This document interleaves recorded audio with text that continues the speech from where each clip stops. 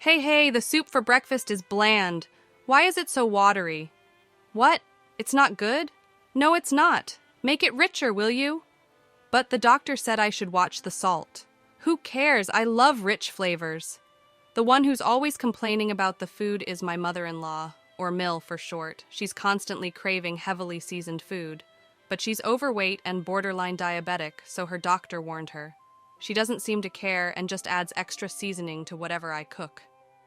I was stunned by the unreasonable amount of salt and pepper she added to the soup I'd carefully prepared. Even though I use low-sodium salt and seasonings, it's apparently not enough for her. I keep thinking she's going to drop dead one of these days if she keeps this up. To be honest, I wouldn't be heartbroken if she did. Mill seems to live for giving me a hard time. All she does is complain and act spiteful towards me. I'm Alice, 29, working while also being a housewife. I've been married to my husband for 3 years, but we don't have any kids. The issue is my infertility, and Mill never lets me forget it. You're worthless as a woman if you can't have children. You're defective. Wow. You should be grateful just to be kept in this house. You're right. I'm defective because we've tried so many times, and I can't have kids. Talk about drawing a bad hand, huh? Ha ha ha. How could you say such a thing? Well, because a woman who can't have kids is finished. You're right, Mom.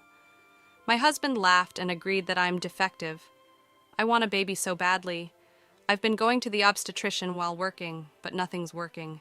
It's physically and emotionally draining, so I've decided to stop the treatment. It also costs a lot, making it tough to continue for years on end. My husband used to say that spending money on fertility treatments was a waste, yet he pressured me to get pregnant quickly. What's the use of pressuring me? I can't get pregnant if it's not happening, I thought. After stopping the treatments, I considered the idea of living happily ever after, just the two of us. But my mother-in-law hadn't given up on having a grandchild. To taunt me, she even bought diapers and showed them off. Look, I bought diapers. Excuse me? You'll need them eventually, ha ha ha. Aren't those a bit small for you to wear, Mill? Ha ha ha. Hey, these are for a baby. Can't you see that? Well, I wouldn't know. I'm the defective, faulty woman who can't have children. Ha ha ha. That's enough.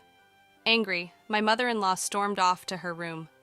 Thank God, I thought, already exhausted from work and not in the mood to deal with her snide comments any longer. She must really have nothing better to do than to make my life miserable. We had moved in with my in-laws after my father-in-law passed away a year ago. My mother-in-law was devastated then. Around the same time, she was warned by her doctor about her risk of diabetes. That's why we moved in. My husband wanted to be there for his mom. But despite her diabetes, she's fine. As long as she takes her medication and eats properly, there's nothing to worry about. Well, considering she neglects her meds and eats whatever she wants, her condition will probably get worse sooner or later. Even if that's the case, I really don't want to be the one to take care of my Mill. I'm still working and super busy. Taking care of in-laws in my 20s? No, thank you. The next day was my day off, so I was doing house chores. My mother-in-law, who usually just lounges around, eating snacks on the sofa, suddenly stood up and walked into my room. I didn't want her in there, but my hands were full, so I just let it be. I cleaned your room for you. Ha ha ha. Oh, thank you. I sense something fishy here. I should switch rooms with my husband. You know, if you leave in such a messy room, you'll get bugs. Ha ha ha. But it suits you. Ha ha. Uh-huh. Go on. Enjoy your clean room. Sure, thanks. My mother-in-law seemed to think I was grateful, which made her behavior even more suspicious. I had a feeling she was up to no good. That night, I decided to sleep in my husband's room. He's been away on business since yesterday, so he won't know. Even if he finds out, I knew he wouldn't get mad, so I made my choice. I work as a nurse with irregular hours, so we have separate bedrooms. Part of it is that our relationship has cooled off, but mostly it's because I don't want to disturb him when I work night shifts. I waited until Mill went to her room and then went to my husband's room. All right, mother-in-law is in her room. Time for me to sleep too. And so I slept there for 2 days. My mother-in-law seemed suspicious because I looked too cheerful. She started asking weird questions. Don't you feel any pain or anything? Huh, what do you mean? Oh, never mind. Was there something you were suspecting? Avoiding eye contact, my mother-in-law ate her meal alone. I had the night shift that day, so I planned to relax at home before heading to work. Taking it easy isn't an option for me, since my mill never lifts a finger around the house. She loves bossing me around, all while lounging on the couch, snacking, and reading Japanese comics aimed at women. She's probably reading and scheming what she can do next to make her annoying and bratty daughter-in-law cry. I saw the cover of her comic. It was sloppily translated into English as Epic Mother and Daughter-in-Law Swamp Battle. Couldn't help but roll my eyes at her choice of reading. Eventually, my husband got back from his business trip, but it was already 10 p.m. Ugh, I'm exhausted. I'm hopping in the bath. Sure, I'll heat it up for you. Have a beer in the meantime. Thanks, I will. Wait, it's not safe to drink alcohol before a bath. Fine, I'll go for a non-alcoholic beer then. He reluctantly drank a non-alcoholic beer because I warned him about the risks of mixing booze and hot water. You'd think he'd know better. Even saunas have signs warning against entering if you're drunk. But no, common sense isn't so common for him or my mother-in-law. After that, my husband took his bath and sang loudly. We live in a single-family home, but singing at this hour, our neighbors won't be pleased. La la la la la. Hey, you're too loud. Shut it! You're the one who's loud. I warned you quietly, so stop singing already. My mill came into the bathroom area to chime in. Watkin is just trying to have a good time singing. What's the problem? What? You really don't know how to treat your husband, do you? Always so inconsiderate and full of complaints. Hey, I'm not the one constantly complaining, Mill. Ha ha ha. Back talk, huh? You're definitely not cute. Not that you're a beauty to begin with. That's fine by me. I'm probably a knockout beauty in some other country. No worries. Ha ha ha. After that, my husband got out of the bath and started drinking. It was already 10:30 p.m., and I needed to leave for the hospital where I work. Even though it's nearby, there's a lot to do, so I need to leave early. Oh, by the way, I've been sleeping in your room. Would you mind sleeping in mine tonight? My clothes are everywhere. Sorry. Sure. Doesn't matter to me. All right, I'm off then. Take care. I told my husband quietly, so Mill wouldn't hear. As I was about to grab my bag and leave, I heard my husband's loud groan. Ah! Ugh! What? What the? Watkin? He was curled up on the floor, clutching his leg and moaning. He looked to be in a lot of pain. Mill's face went pale, and she started to panic. What's going on? Speak! He couldn't say a word. No matter what I asked, there was no response. I thought I needed to do something, but then I noticed something strange. The floor was unusually slippery. I was wearing socks, but it was so slippery that I felt like I could fall. What the heck is this? Ah! Watkin! Mill, what on earth did you do? I didn't do anything! It's not my fault! Blaming my mill right now wouldn't solve anything, so I immediately called an ambulance. My husband was taken straight to our hospital, and work was the last thing on my mind. He kept clutching his leg even after we arrived, visibly sweating in pain. You could tell it was serious. Ow, it hurts. So bad. Watkin, hang in there. Please, help me. Thankfully, a doctor was able to examine him, and it seemed like he felt a bit relieved. His leg was indeed broken, just as we suspected. He probably twisted his ankle the moment he slipped on that slick floor. It was a 5th metatarsal fracture, so it all added up. His foot was visibly swollen. Typically, people fracture this bone by tripping or putting all their weight on it. Speaking from experience, I twisted my ankle falling downstairs years ago. I heard a loud snap, and the pain was unbearable. I was also diagnosed with a 5th metatarsal fracture. I was lost in music while walking down the stairs, so it was quite embarrassing. I even lied to my close friends about it. Since his fracture didn't require hospitalization, my husband could come home. I was scheduled for a night shift, but my nursing supervisor insisted that I should take the night off. It's not a life or death situation, but I guess she was genuinely concerned. I survived, but now I've got a fever. Well, you broke your leg. Of course you'd get a fever. But why was the floor so slippery? Why don't we ask Mill about that, huh? Haha. Hey, what did you do to the floor in the room? Well, the floor was all slippery. That's why I slipped and fell. I could have seriously broken my leg. Well, that room is for my daughter-in-law, so I greased the floor. What? I was hoping my daughter-in-law would slip, so I put a lot of grease on the floor. I never expected you to go in there and slip. Ah. Unbelievable. Turns out my mother-in-law intentionally greased the floor to make me fall.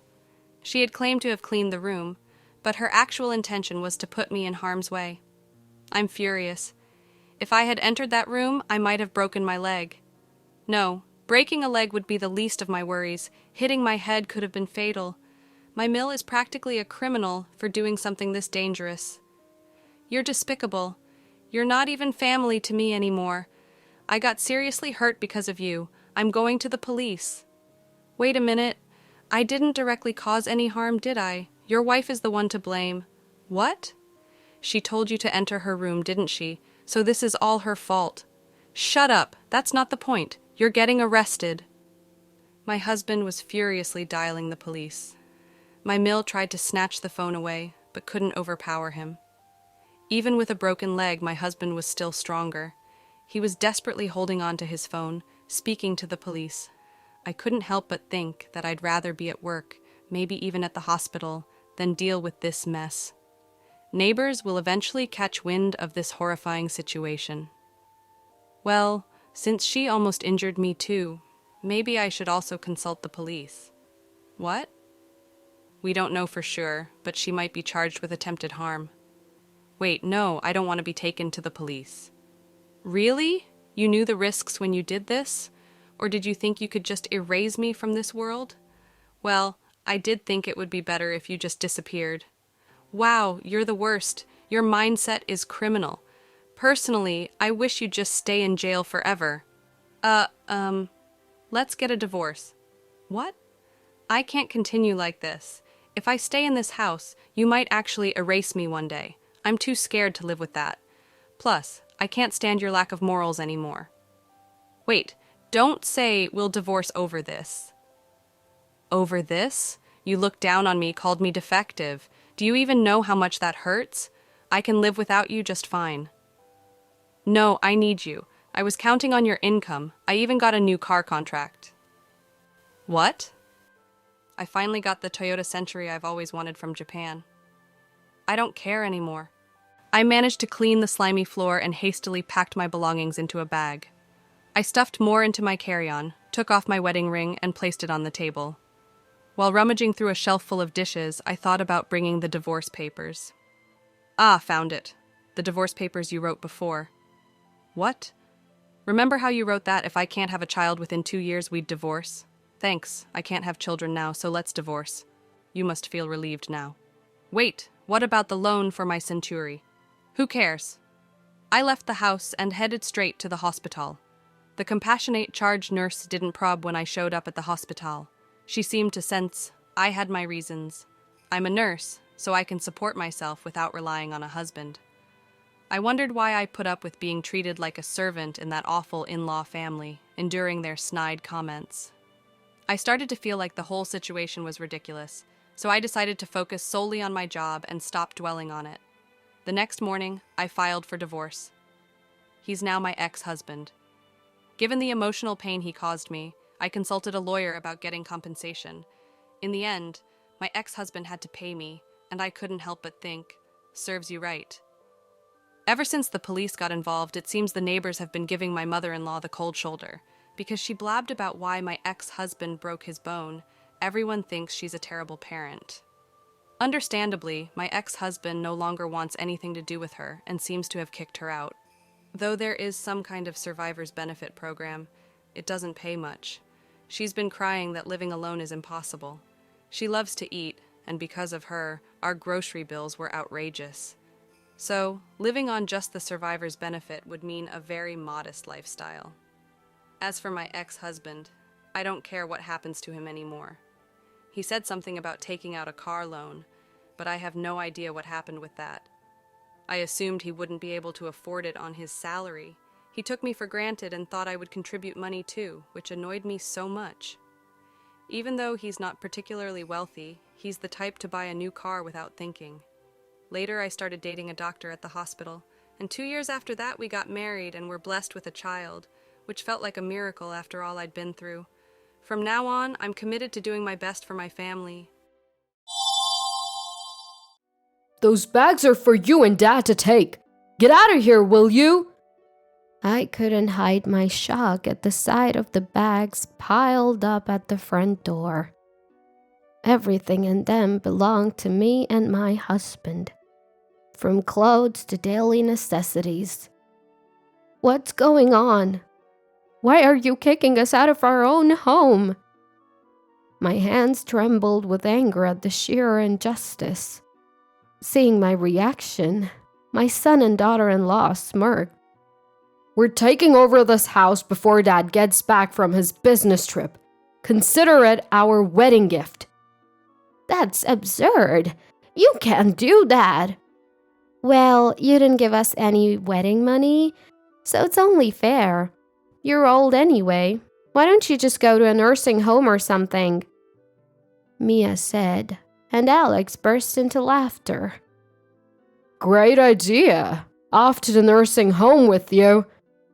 They both jeered at the idea of sending us to a nursing home. I found the situation so ridiculous that I burst into laughter.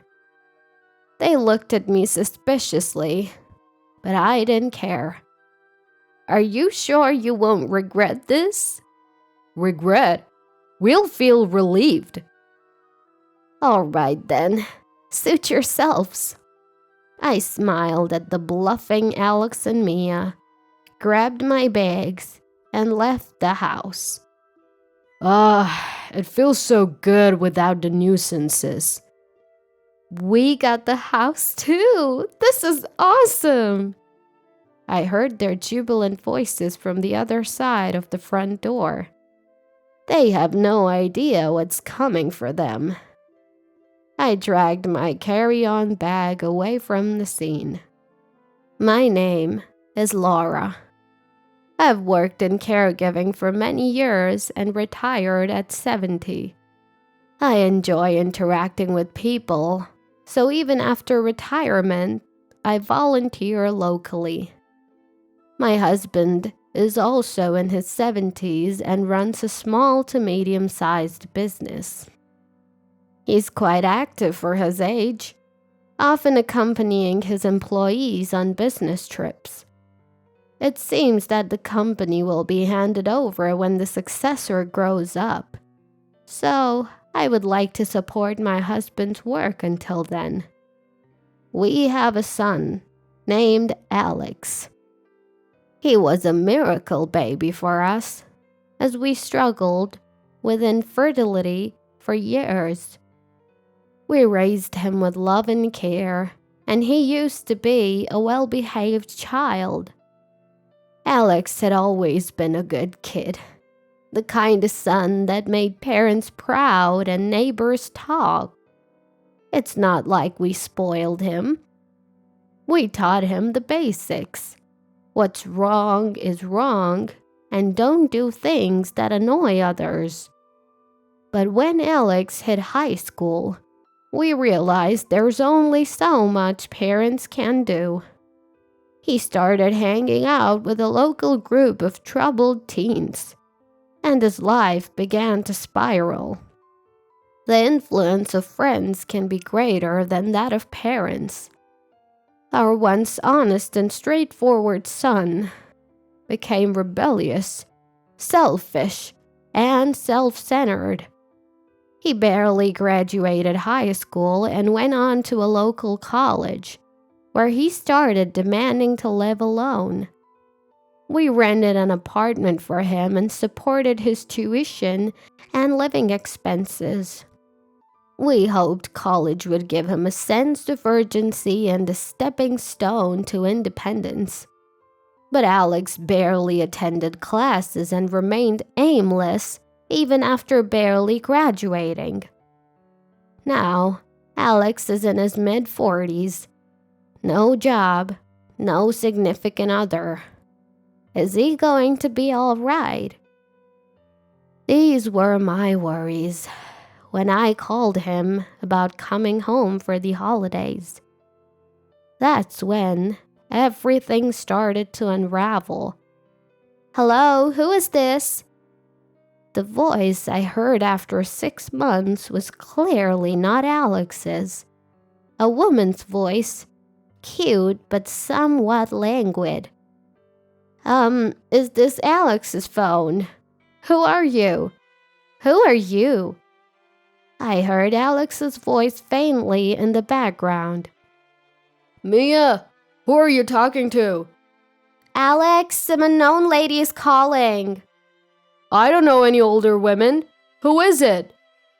Alex, now laughing, took the phone and his voice turned noticeably annoyed when he realized it was his mom.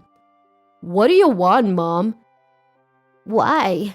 You haven't shown your face in years. How about coming home for the holidays? Your dad misses you. In fact, my husband was really missing him. Probably more than me. He's always concerned about Alex's future and well-being. Maybe it's because they used to fight a lot during his teenage years. But Alex's response was cold. Nah, coming home is a hassle. I'm staying here with Mia. At least call your dad.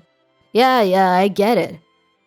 So the girl earlier, Mia, are you dating her? Living together? I couldn't help but ask about the woman I had just spoken to.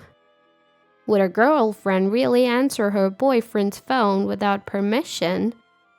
Would she rudely address a stranger as you and speak without any courtesy? Honestly, it was pretty outrageous. But instead of answering, Alex just clicked his tongue in annoyance. Ugh, so annoying. What did you say? You guys are always so annoying. Always meddling in my business. Without a shout, he hung up the phone.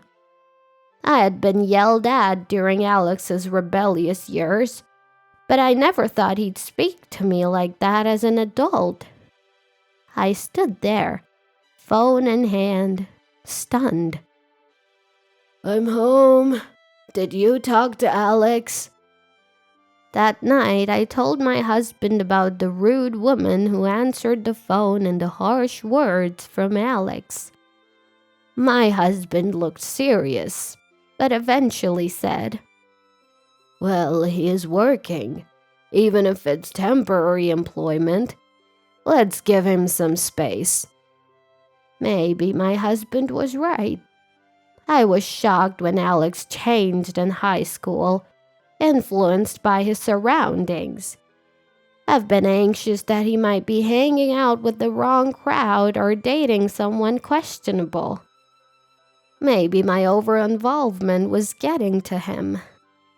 I decided to consciously hold back on reaching out. A few months later, Alex contacted us. He said he had found a decent job back home and would be returning soon. Despite everything, my husband and I were relieved. It's unsettling when your child is far away, and comforting when they return. But when Alex came home, he brought an unfamiliar woman with him. This is Mia. We're getting married. My husband and I couldn't hide our surprise at the sudden marriage announcement, especially since Alex was still a temporary worker. And Mia apparently wasn't working steadily either. Could they really get by without stable income? Welcome, Mia. Wow, Alex's family home is so old-fashioned. Is the floor going to collapse? How long have you two been dating? I don't remember. Are you the type to worry about the details, old man? Mia's answers to our questions were dismissive. Alex didn't correct her. He just laughed along. My husband and I exchanged a glance and shrugged in disappointment. This is bad. My husband's words sounded like he was pitying them. Despite our objections, Alex and Mia went ahead and registered their marriage. When we said we wanted to meet Mia's parents, she told us it wasn't necessary, denying us even a meeting of both families. Moreover, upon moving back to their hometown, Alex and Mia started living in a brand new apartment. It's so different from the rundown place we were living in before, Alex said, clearly pleased. But with their unstable income, there's no way they could afford the rent for such a nice new place. Sure enough, they started relying on our money. We decided to help with the rent, thinking they'd have expenses as newlyweds. But they also started coming over more often to eat, perhaps to save on groceries. Yet, Mia's attitude remained the same. What's with this side dish? It looks disgusting. It's always been like this. Lacks color or something. Alex chimed in. I was getting irritated. If you don't like it, you don't have to eat it. You're the ones who keep showing up. I'm just cooking extra for you. Mia seemed unfazed and didn't take my words to heart. Influenced by her, Alex became increasingly rude to me and my husband, making us dread interacting with them. Then suddenly, my husband had to go on a business trip. He had to spend several weeks in another region with a potential successor for the company. During that time, I'd have to deal with Alex and Mia alone. I'm really sorry to leave you alone at a time like this. It's fine. You're about to retire from being the boss anyway. And look, we have something to look forward to. True. It's just a matter of enduring until that's completed. Don't let those two get to you too much. We encouraged each other, and a few days later I saw my husband off. After that, for some reason, Alex and Mia stopped coming over, and a brief period of peace was ensued. I was busy with my re-entry volunteer activities, so it was good not to have to deal with them. But one day, I came home to find Alex rummaging through my dresser, where I keep my banking cards. "What are you doing?" I turned on the lights and shouted. Alex tossed the banking card he was holding. Bad timing. You shouldn't have come back. Do you even realize what you're doing? We're family, so give me some money. We didn't even get a wedding gift from you. Alex lamented not receiving a wedding gift, but that's to be expected. After all, my husband and I still haven't accepted his marriage to Mia. We're already helping with their rent and providing meals. And now he's trying to steal his own parents' banking card. Unbelievable. I immediately kicked Alex out. I don't remember raising a child who would steal money from his parents. If you ever do this again, we're done. I hurled these strong words at him, and he left, clicking his tongue. I immediately called my husband to tell him what had happened. Even though we're family, the fact that Alex was trying to forcibly take money alarmed my husband. That Alex would do something like this. I warned him we'd cut ties if he does it again, but there's no guarantee he won't. Let's move the banking cards to a different location for now. I'll be back in a few days and we can have a proper discussion then. All right, I'll be waiting. Only a few more days until my husband returns. I hid our valuables and braced myself for any surprise visits from Alex and Mia. But I never expected them to resort to such drastic measures. One day, when I returned from my re-entry volunteer activities, I found a truck parked in front of our house. Boxes and furniture were being carried in by movers. I rushed inside and found Alex and Mia. "What are you doing?" "Oh, Mom. Sorry, but we have decided to take this house." Owning a home is an asset, right? So it's better if we live here instead of you old folks, Mia said, laughing. I was too confused to comprehend what they were saying. "Besides, Dad's still working at 70, right? Even now, he's on a business trip. I don't want to end up like that. Working hard is for suckers. While you guys are still healthy, we're taking what we can." Remarks that make a fool of her husband. Alex's words were a mockery of my husband, who has worked hard as a small and medium-sized business owner.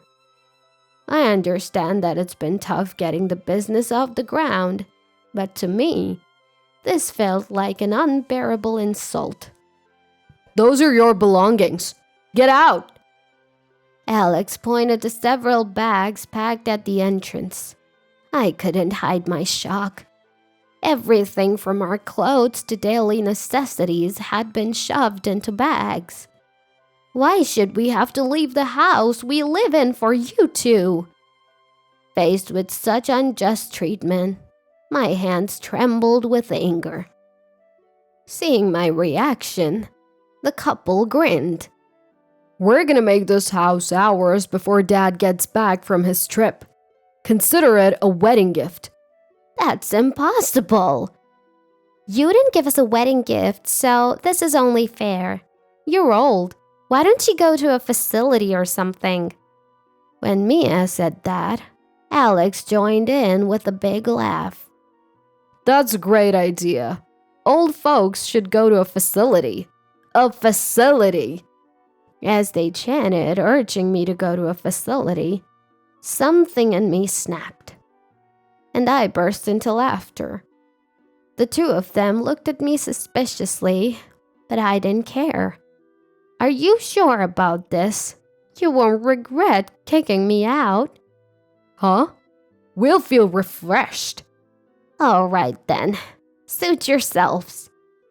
I smiled at the defiant Alex and Mia, grabbed my bags and left the house. It feels so good without the nuisance." We got the house too! This is awesome! I could hear their jubilant voices from the other side of the front door. They have no idea what's coming their way. Dragging my carry-on bag, I left the scene. A month later, I received a call from Alex, who knew I was now living with my husband, who had returned from his business trip. Hello? Alex, what's going on? "Mom, it's terrible. The house." What happened to the house? Alex's voice was clearly panicked. Even without asking, I could tell something urgent was happening. Actually, I already knew why Alex was in trouble. "Did you know this house is going to be demolished?" Oh, did I forget to mention that? My feigned ignorance was met with Mia's voice. What the hell, mother-in-law? Did you set us up? You moved in without knowing anything. Besides, how could a house that you didn't inherit become your asset? Mia was still ranting, but I didn't care. The house they took from us was scheduled for demolition.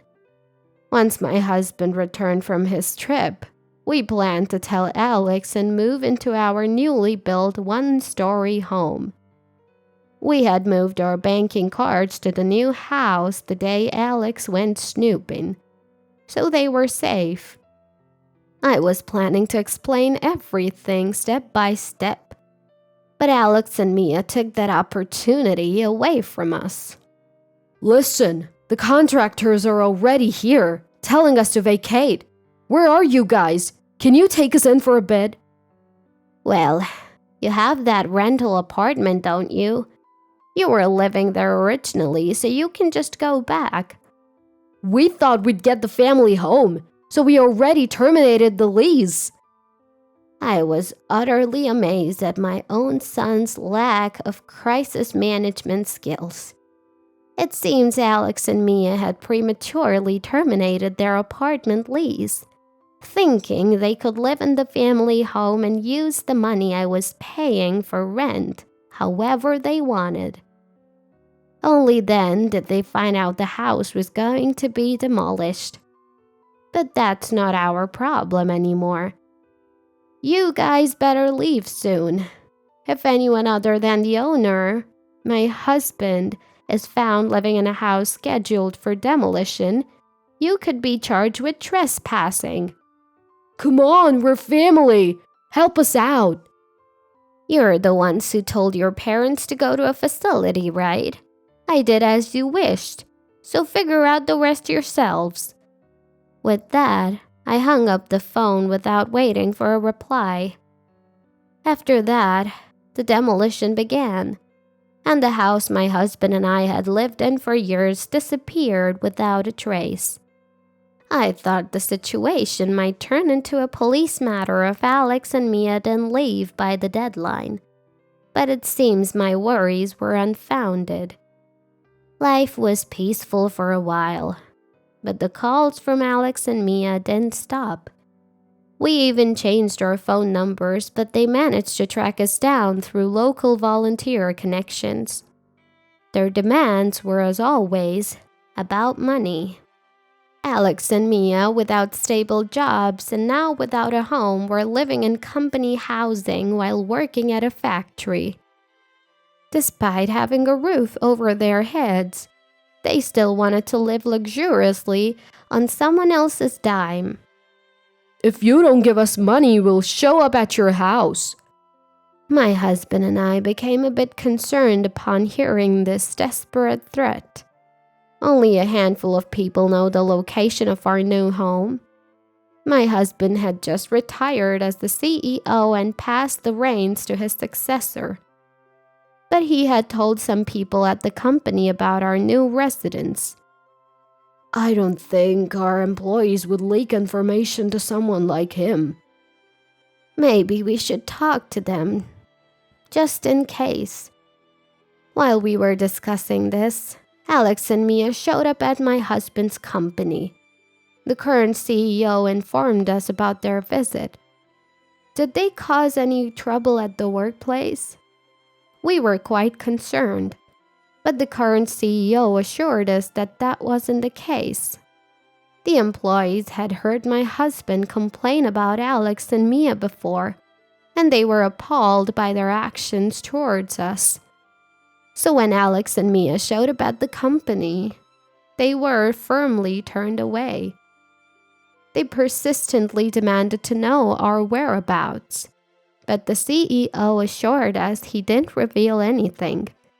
He even told them off, asking how much more unfilial they could be, and chuckled as he told us.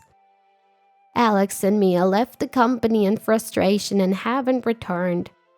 The CEO promised to inform us and take legal action if they try any harassment, which we gratefully accepted. He assured us that the entire company intends to protect my husband and me. It's probably the result of goodwill my husband built up while running the company. And we made a decision. We're cutting ties with Alex and Mia, wanting money so badly that they'd inconvenience not just their parents but also those around them. Exactly. I don't even feel sad about it anymore. Parents and children are separate individuals, even if they share the same blood. There's a limit to how many times you can forgive terrible behavior. What follows is something we heard through my husband's contacts. Alex and Mia apparently working non-stop at the factory. They've angered the factory manager by slacking off and doing a sloppy job with assembling parts. It seems they're now paying the price for their previous laziness. Perhaps because of their busy lives, Alex and Mia are constantly fighting, causing complaints from their neighbors in the company housing. Saving money is difficult for them, as their hobbies include playing the lottery and smoking, both money-draining activities. The stress of not being able to save money despite working hard and having no one to rely on must be tough. But I can't bring myself to feel sorry for them. They've never worked a proper job, which is why they could shamelessly ask for money. I hope their factory jobs will lead them to change their ways, even a little. I still get occasional calls and emails from Alex. He writes things like he's sorry for what happened and wants to get along as a family. He seems to have changed a bit, but I still can't trust him. Only when they become self-reliant and considerate can we share a life together. As long as they're preoccupied with themselves, a fresh start will be difficult. Since retiring as CEO, my husband has taken up home gardening, something he's wanted to do since he was young. I assist him with his gardening while continuing my re-entry volunteer work in our new location. I had hoped to live peacefully with our son and daughter-in-law. Ideally, I would have wanted to live peacefully with our son and his wife.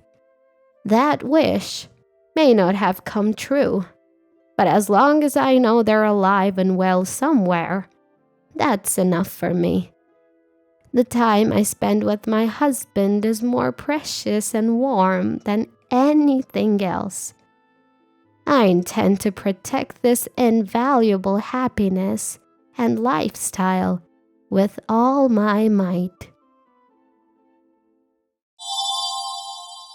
My name is Natalie. I've been married to my husband, who I met through a friend, for 20 years. We're both approaching our mid-40s. We live with my husband, Smith, our daughter, Evelyn, our son, Watson, and my mother-in-law. Before we got married, my husband seemed like a caring and reliable man who loved his mother. However, after marriage, it became clear that my mother-in-law adored her only son, and he often prioritized her over our family.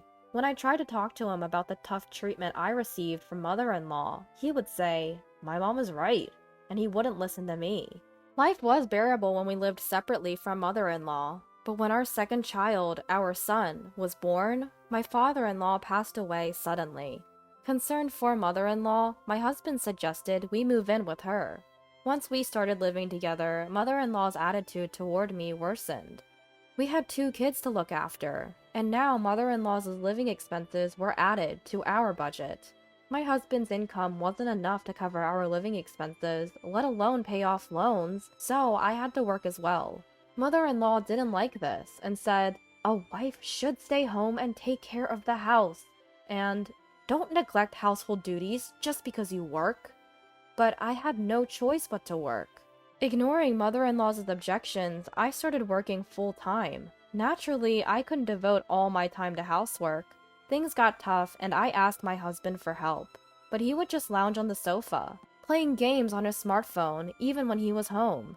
Mother-in-law, instead of correcting him, would say, "Smith is tired from work. Natalie should handle everything at home." Moreover, mother-in-law wouldn't lift a finger, even for her own needs, and threw everything onto me.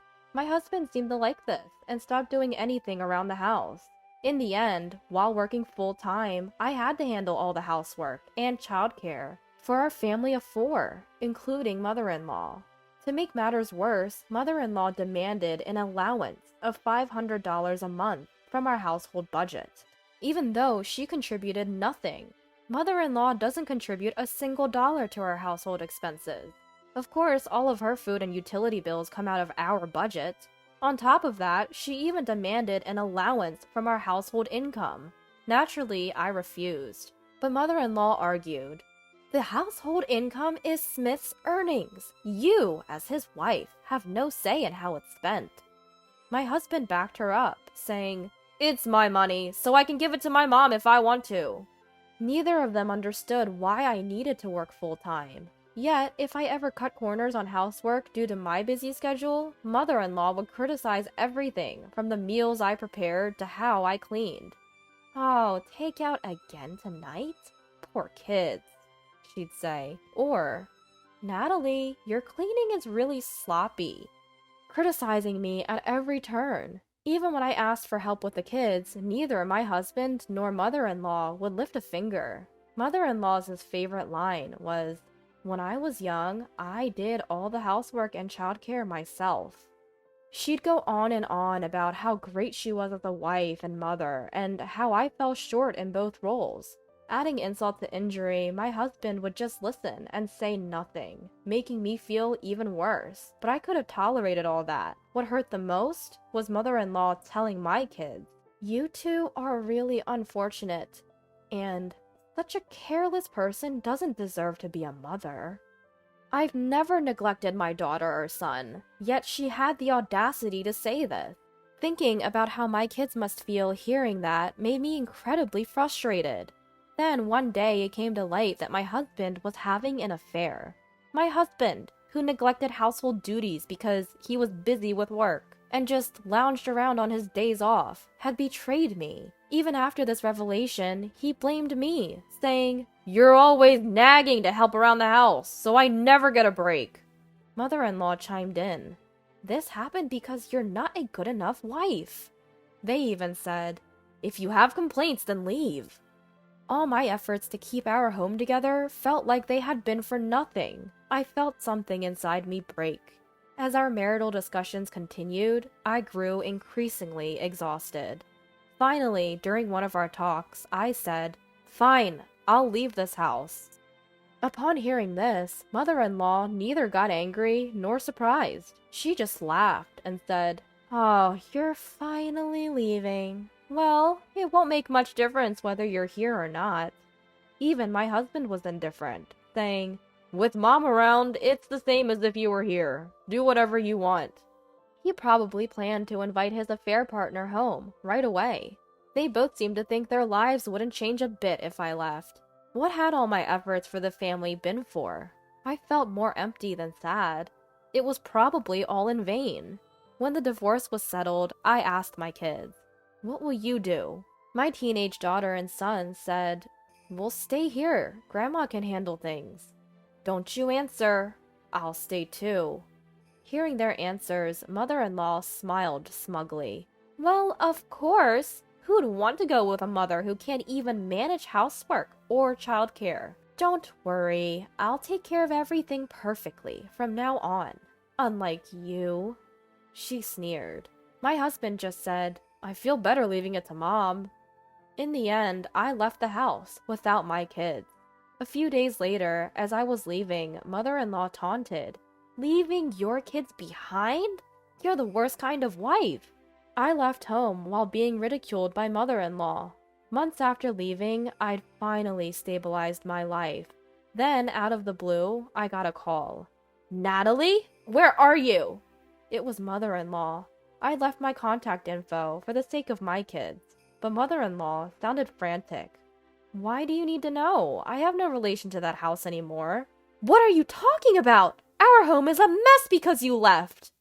According to mother-in-law, everything had gone downhill since I left.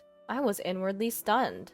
Unaware of my reaction, mother-in-law continued, "Every weekend, I have to accompany Watson to his soccer club. When there's a match, I even have to drive. And I have to buy drinks for everyone when it's our turn. Plus, there's the muddy uniforms to wash. No one told me parents had to polish soccer balls. Then there's driving Natalie to and from cram school, and it's costing extra for remedial classes. On top of that, Smith's income isn't enough to cover the mortgage, so now he's telling me to work. I had to get a part-time job. And Smith, when he gets home, he just lies on the sofa. He can't even put his dirty clothes in the laundry basket. I'm tired from working part-time, but he does nothing, saying he's tired.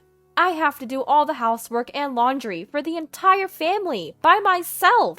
And yet, all she does is complain about the food I make. Natalie, please come back. Clearly worn out, mother-in-law's voice was almost a scream, but I calmly responded. Weren't you and Smith the ones who told me to leave? Weren't you supposed to handle everything perfectly on your own, unlike me? I could tell mother-in-law was shocked on the other end of the phone.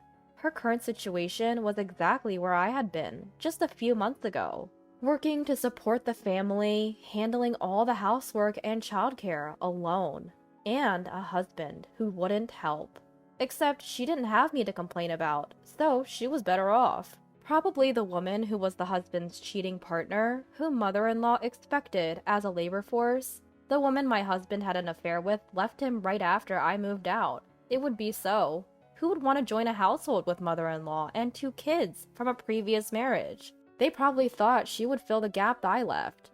But their plan failed, and now mother-in-law finally realized the gravity of the situation. Too late, and this was exactly the outcome my kids and I had anticipated. Of course, I will say this so that there is no misunderstanding. Let me clarify. Evelyn and Watson are very kind kids. They always offered to help, saying, "Mom, let me assist you," or "I can do this myself." They had seen how their father and grandmother treated me and were well aware of it. When I was finally pushed to the point of leaving, I first talked to my daughter and son. They immediately took my side. "You've done enough, Mom. You should leave this house." "I agree. Dad and Grandma are the ones at fault." They even offered to come with me. But then my daughter said, "Even if we leave, Dad and Grandma will never understand the struggles you've been through." "Yeah, they probably feel relieved," my son added. "We can't let that happen. They should realize how hard it's been for you." They chose to stay, thinking their father and grandmother would never understand my struggles if they left too. With that in mind, the 2 chose to stay at home on their own. Mother-in-law had no idea about this and assumed I had abandoned my kids. The outcome was clear.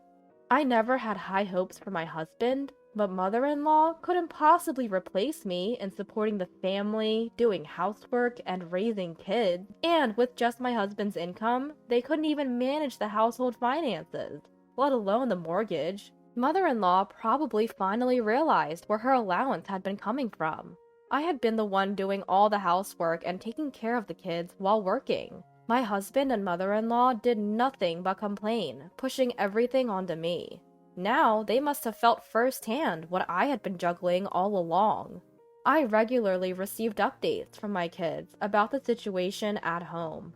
I even heard from them that my husband's plans to remarry his affair partner had fallen through. Mother-in-law had to get a part-time job because my income was gone. She was struggling with housework and childcare, while my husband remained as unhelpful as ever. The husband still does no housework at home, does nothing about the children, and everything is a burden on mother-in-law. My kids told me all of this. Thanks to them, the house is a mess, and the meals are mostly half-hearted. They must realize now how hard you had it, Mom. They must have understood, more than ever, who had been holding that household together. "Please, Natalie, come back." "Understood," I replied, and I could hear the relief in mother-in-law's voice. "So you're coming back?" But I answered, clearly and loudly, "No, I'm not coming back. What I've realized is that I can't trust you or Smith with my children. I'll be taking my daughter and son. They want that too." "What? You left them behind, didn't you?" Mother-in-law sounded confused, but I continued. "My kids have been watching all along." After that, my daughter, son, and I started a new life together. Of course, I made sure to claim compensation and child support through my lawyer during the divorce proceedings. I took a lump sum, thinking of the future. My husband and mother-in-law had to give up their house because they paid the lump sum child support and fell behind on their mortgage. To add insult to injury, I later found out that the reason my husband didn't remarry his affair partner was that she already had a family. He ended up being sued for compensation in another divorce case, leading him into debt. Now they're living in a cramped apartment, blaming each other for their woes. It's sad for a family to end up like this. As for us, the three of us are living happily, supporting each other every step of the way. What? What's going on? No matter how many times I try, my apartment key won't work. I've just returned from a business trip and find myself completely locked out. I try to reach Randy, who should be home, but there is no response. Peeking through the keyhole, I see that the apartment is empty. I'm sure I'm at the right place. So what's going on? Where's my stuff? Where did Randy disappear to? I rush to my in-laws' house, and Randy is there. As soon as I arrive, Randy says to me, "Who are you?" What? Speechless, I see Randy smirking triumphantly. What awaited me was an ending I could never have imagined. My name is Shireen, 32 years old. I am a working housewife, living with Randy. We've been married for 3 years. Originally, Randy was a colleague at work, and we were fierce competitors. He was a good rival, but also my biggest supporter. It didn't take long for us to start dating, and we got engaged after a year. But there was one thing that worried me about getting married. It was something Randy said as we were about to register our marriage. "Shireen, I'm thinking of quitting my job after we get married." "What? Quitting your job? Why would you do that?" "Actually, I've been thinking about this for a while. I want to use my experience to start my own company." "Your own company?" "Yeah, I want to start a business and do something bigger. So please, let me give it my best shot." He bows his head, and even I'm at a loss. I can feel his sincerity, but I don't know what to do. I want to support Randy as his biggest supporter, but quitting his job to start a business is a big risk. We're married now, and I want to have kids someday. Is it necessary to give up our stable life now? I couldn't express my feelings to Randy. In the end, Randy quit his job as soon as we got married. He used all of our savings to start a staffing agency. People say, "Wow, Randy is amazing! Aren't you proud your husband is a CEO?" But I don't feel that way at all. In fact, my female colleagues seem to feel the same way, especially my good friend Marilyn. Starting a business right after getting married is too risky. I agree with you, Marilyn. I wanted to say no, but I couldn't. Be careful, Shireen. Randy tends to push things through based on the mood. I know, I've seen him make mistakes at work because of that. You'll have to keep an eye on him, Shireen. I will. I'll listen to him regularly and do what I can. But the truth is, I've only ever done my current job, so the world of entrepreneurship is completely unknown to me. Why did Randy suddenly want to start a business? And why a staffing agency? I asked, but Randy never gave me a clear answer. Though Randy had started his own company, it seemed he hadn't thought things through. He hired several employees right off the bat, but with little work coming in, the labor costs were skyrocketing. In today's world, there are countless staffing agencies online. So, offering face-to-face staffing services was, to put it bluntly, reckless. Randy used to be competent at his job, but ever since he quit, his ideas seemed to be running dry. Sure enough, the company ran out of funds in no time, and employees started quitting. Finally, unable to pay salaries, Randy approached me. "Shireen, can you lend me $20,000? "What? 20,000? Do you even realize how much money that is? I do, but what choice do I have? I have to pay the employees. That may be true, but that's not my problem. You are my wife, and you are saying it's not your problem? What? You married me, committing to a lifetime together, right? So you should help me out when I'm in trouble. Randy spoke as if he had done nothing wrong. I couldn't find the words to respond to his cold, disdainful gaze. For the next few days, Randy kept demanding the $20,000, adding insults like, "This happened because you didn't support me as a wife. It's all your fault. You need to cover the financial shortfall." I was berated daily and even faced some physical aggression. As days went by, I started to believe that maybe it was my fault. A year into our marriage, Randy's company was on the brink of bankruptcy. By this time, my savings had dwindled significantly, mostly spent on keeping Randy's company afloat. Still, Randy didn't consider shutting down the company. Instead, he turned to his parents for help. My father-in-law is an average office worker, and my mother-in-law is a homemaker. They don't have much to spare, but they couldn't ignore their desperate son. In the end, they mortgaged their house to lend him the money. When I heard this, even I was shocked. Would any parent go this far, even for their child? If Randy's company went under, they'd lose their home. My fears came true, and within just 6 months, Randy's company went bankrupt. We were left with nothing but debt. After this, Randy seemed to lose all motivation to work. He started spending his days lazing around the house. I couldn't take it anymore and confronted him several times. "Randy, look, we're not exactly rolling in cash either. I don't have any savings. Can you please find a job?" "What? How can you be so heartless? I'm devastated after losing my company."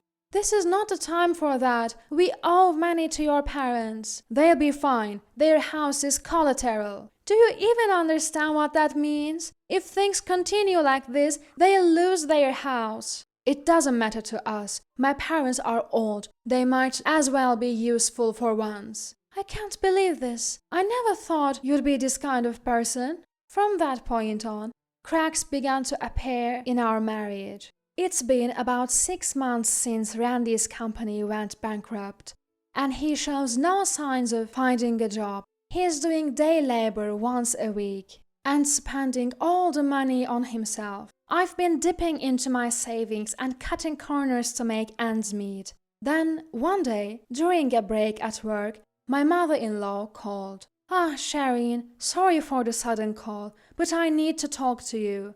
"Hello, mother-in-law. What's going on?" "Could you lend us some money?" "What?" "If we can't pay back the loan by the end of the month, we'll lose our house." It seemed my worst fears were coming true. I told my mother-in-law, "Let me think about it. I've already talked to Randy, but he said, 'I don't have any money. If you lose the house, so be it.'" "What? Randy said that?" "What should we do, Shireen? We're going to lose our home." "Calm down. I have an idea." After hanging up, I called my father, who answered immediately. "Hey, Dad, it's Shireen." "Ah, long time no talk. How are you?" "I'm fine, but there's a problem." "What happened?" "Randy's company went bankrupt, and now his parents might lose their house." "What? Why?" "Well..." After explaining the situation, my father agreed to help financially. Even though Randy was clearly at fault, my dad said, "He's the man you chose," and didn't blame me. My father is a wealthy real estate investor, and I've never had to worry about money. The rental income alone is a considerable amount of money. So, to be honest, I never had any problems making ends meet until I got married. But when I got a job, I decided to be financially independent and refused any support from him. And Randy ruined all of that. I felt guilty, but I had no choice but to accept my father's help to save my in-laws. I kept it a secret from Randy and transferred the money to my in-laws. Why didn't I tell Randy? I've only told him that my dad is a real estate agent. If he found out about my father's wealth, I feared he'd change his attitude and start demanding money. If that happened, it would be the end of us. If we are going to continue living together, I don't want to grow to resent Randy. That's why I have to keep my father's wealth a secret from him. To avoid hurting my beloved parents and in-laws, I chose to continue my relationship with Randy. When I told my mother-in-law about my father's financial help, she said, "Are you sure? You and your father saved us. It's fine. I'd rather avoid any unnecessary drama. All right, if you say so, we'll pay back the money, even if it takes time. Don't worry, I'll help with that too. Thank you, Sharon. You've been a lifesaver." I could hear the tremor in mother-in-law's voice over the phone. I was glad that I was able to help her, knowing that she had been pushed into such a corner. I was glad I could help, but Randy's behavior was getting worse. He was increasingly absent from home, and when I asked where he was, he'd say, "None of your business." Yet, he still demanded money for groceries. Then, I had to go on a business trip for 3 days. I was worried but also relieved. 3 days without seeing Randy's face. I had married him out of love, but now his presence was a burden. 3 days later, I returned from my trip. From the airport, I headed home with a gloomy feeling. I should have been eager to get home, but the thought of seeing Randy again filled me with dread. When I tried to unlock the door, something felt off. What's going on? No matter how many times I tried, the key wouldn't work. Randy wasn't responding to my calls. It seemed like I was locked out. What should I do? If Randy is not home, I can't get in. And it wasn't just that. Peering through the keyhole, I saw that the apartment was empty. The house shouldn't be wrong. But why? Where's my stuff? Where did Randy go? Panicked, I forgot to call the management company and called my parents instead, but they didn't answer. So I decided to go to my in-laws' house, where I could also give them the souvenirs I'd bought. When I arrived, Randy was there. "Randy, what are you doing here?" Mother-in-law spoke first. He showed up out of blue, asking to stay for a few days. "What? Randy, what's going on? I couldn't get into our apartment." Randy chuckled and looked down at me. "Who are you?" "What?" I was at a loss for words, but Randy wore a smug grin on his face. Still, I mustered the courage to speak. "What are you talking about, Randy? What about the house keys?" "Isn't it obvious? I've already moved out that house, haha." "What?" "Oh, and by the way, we're already divorced. So we are nothing to each other now. I've got a new girlfriend, so you should just go." "A new girlfriend?"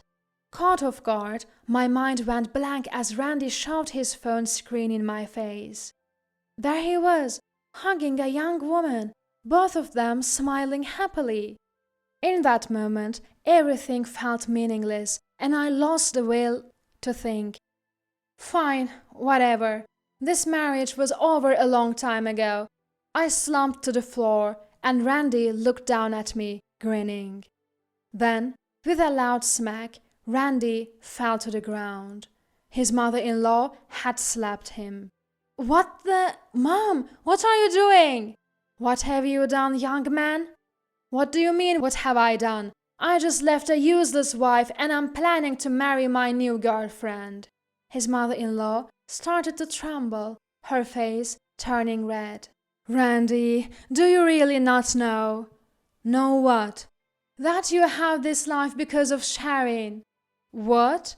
"When your business was failing and this house was about to be foreclosed, Sharon asked her father for a loan."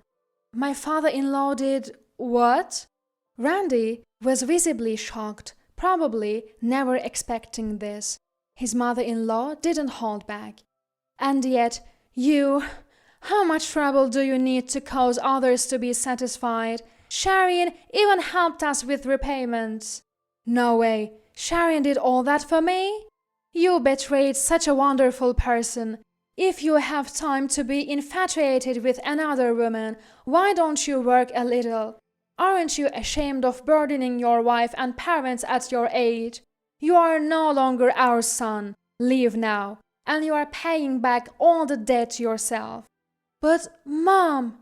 Tears streamed down Randy's face as he began to plead, clearly shaken by his mother's words.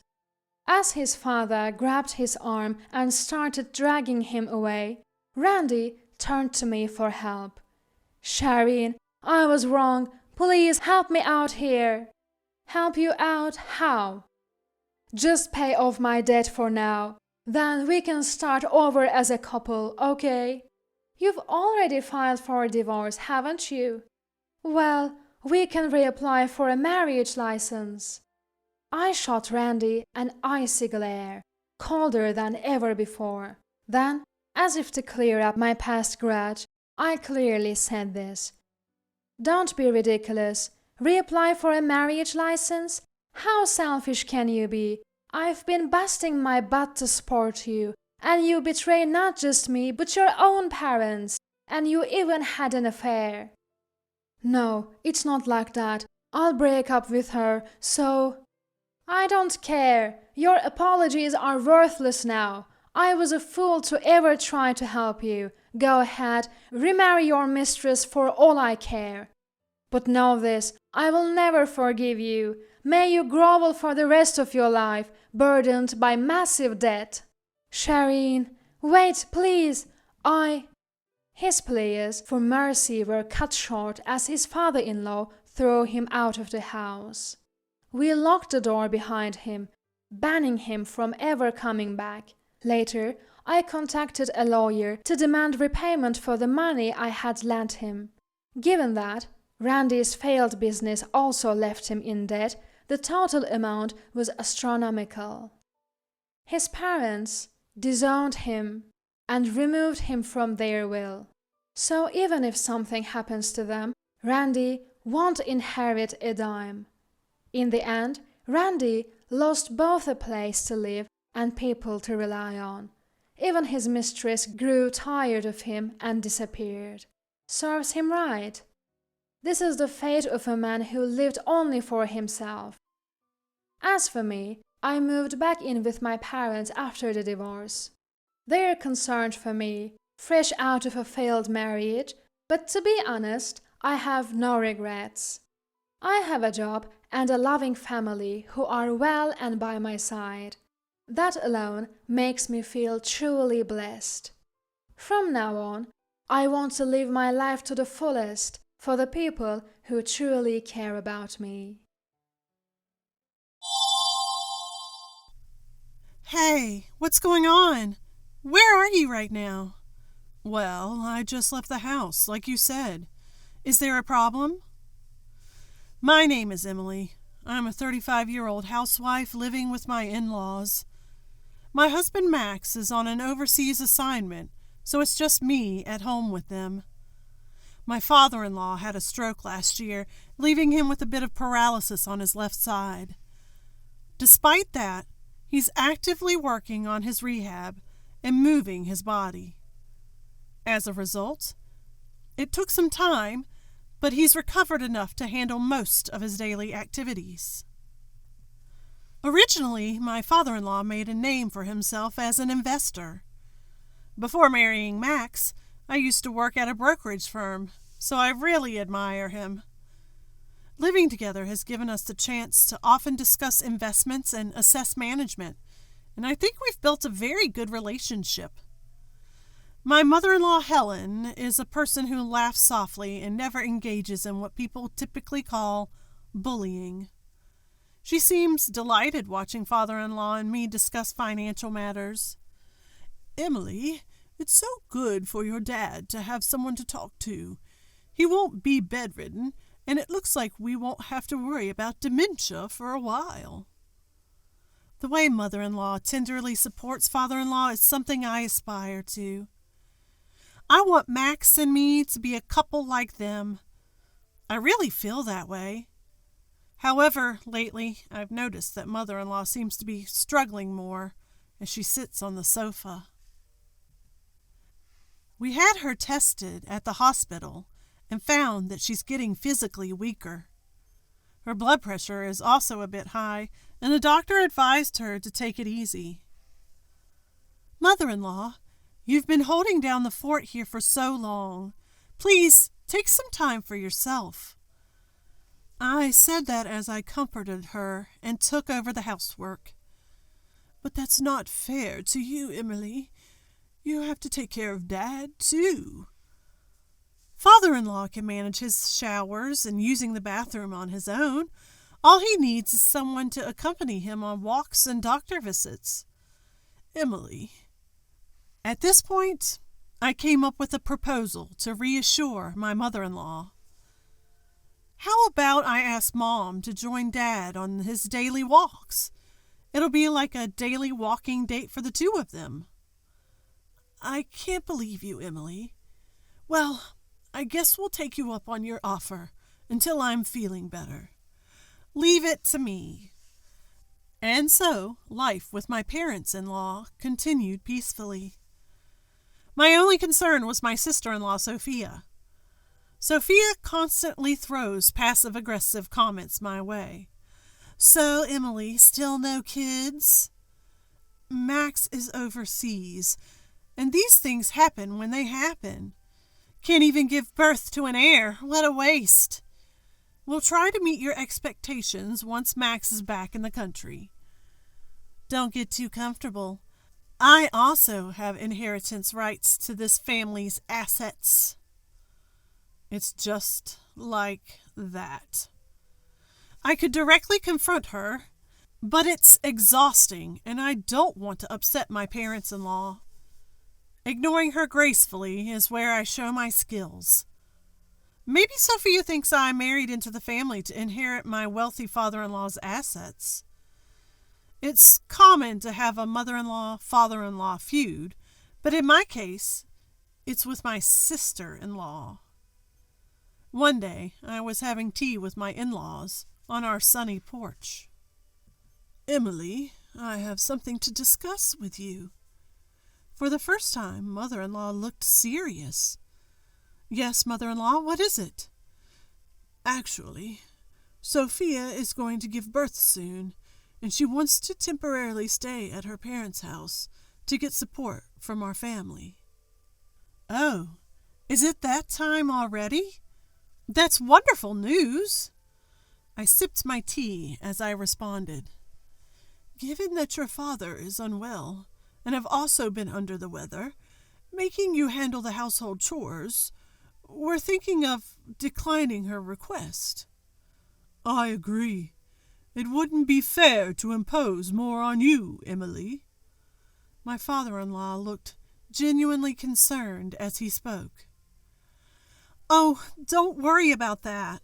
I'm sure Sophia will be more comfortable at her parents' house. Besides, you two will be close by to watch over your grandchild. I'm happy to help out. Let's have Sophia come over.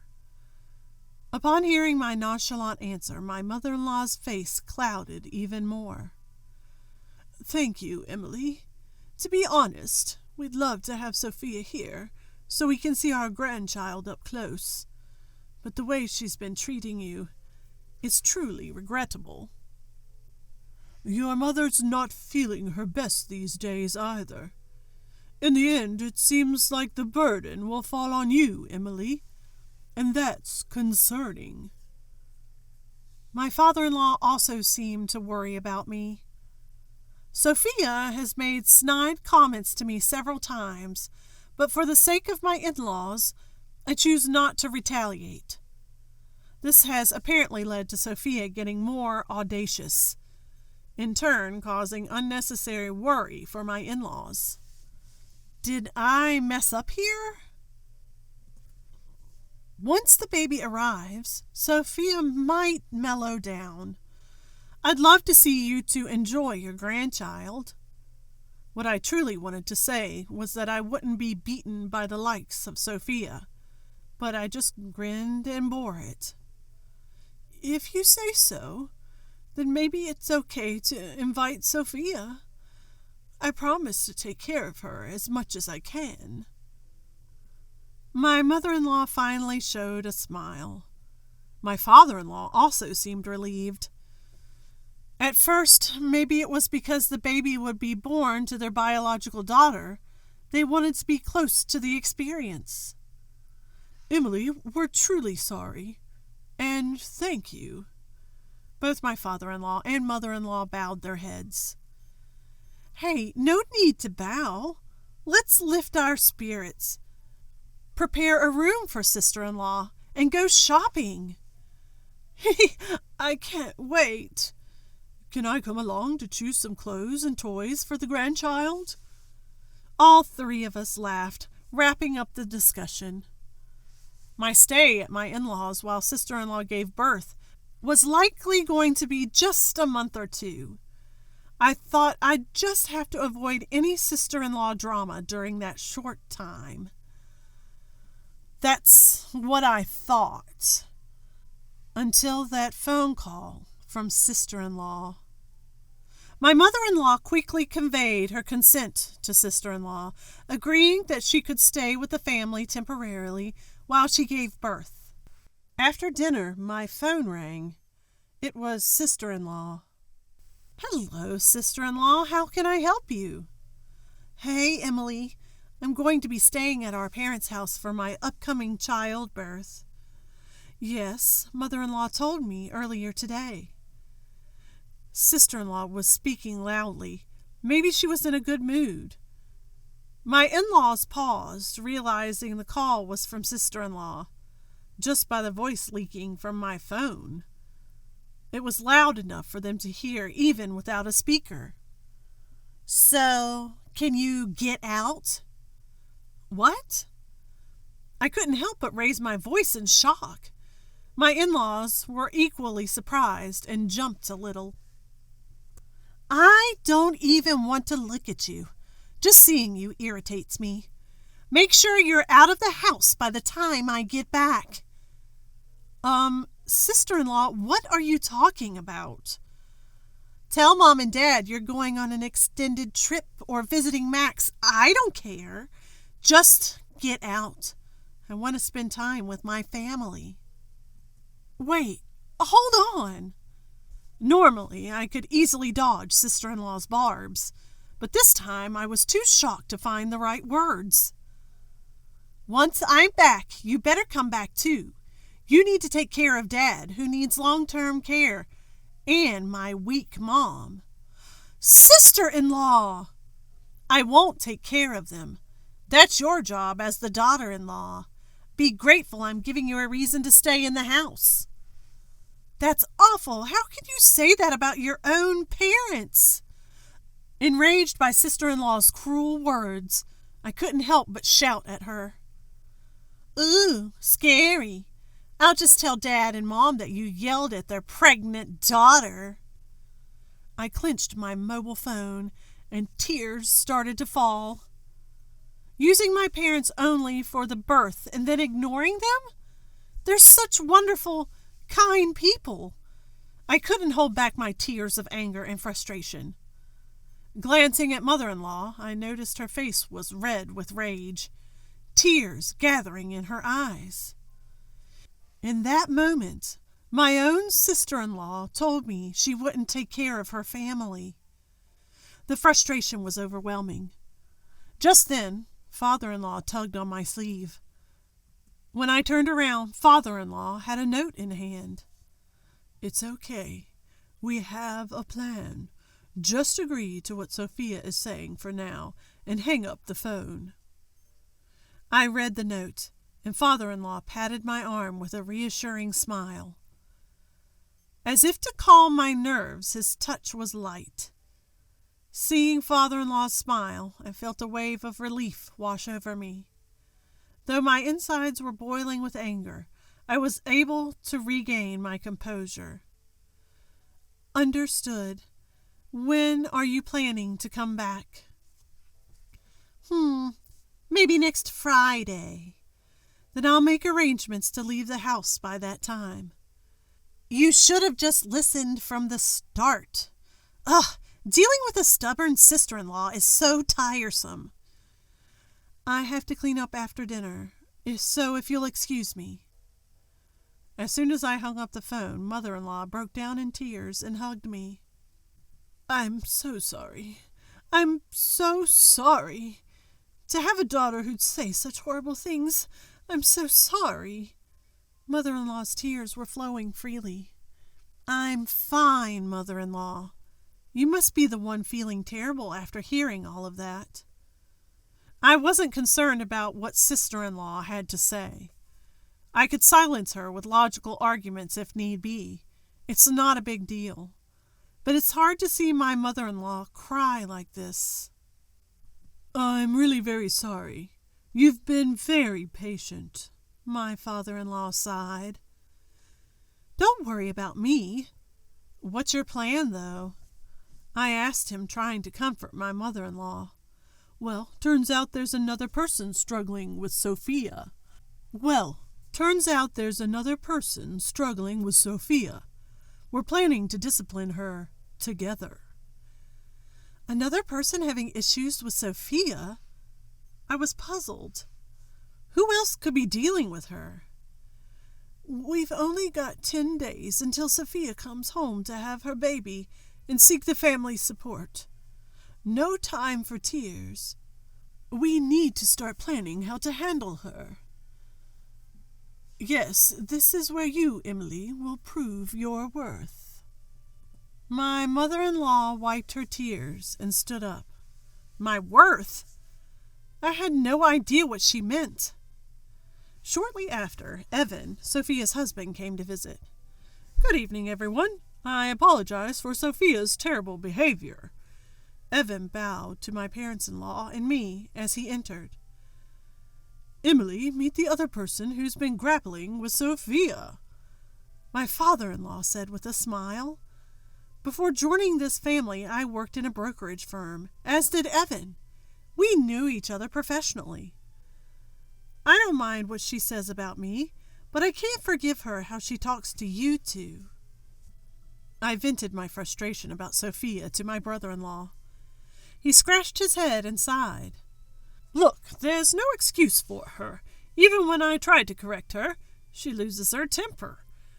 Her already spoiled nature has gotten worse with her pregnancy.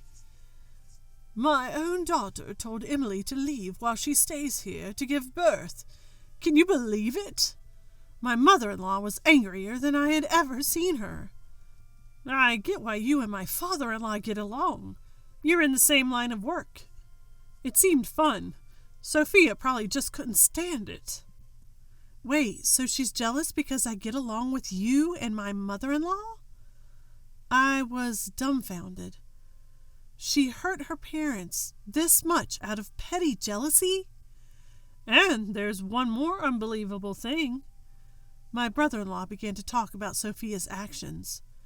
Are you kidding me? This makes no sense. I couldn't believe my ears. My hands were shaking from anger. I'm at a loss, too. I've even consulted with my father-in-law about what to do.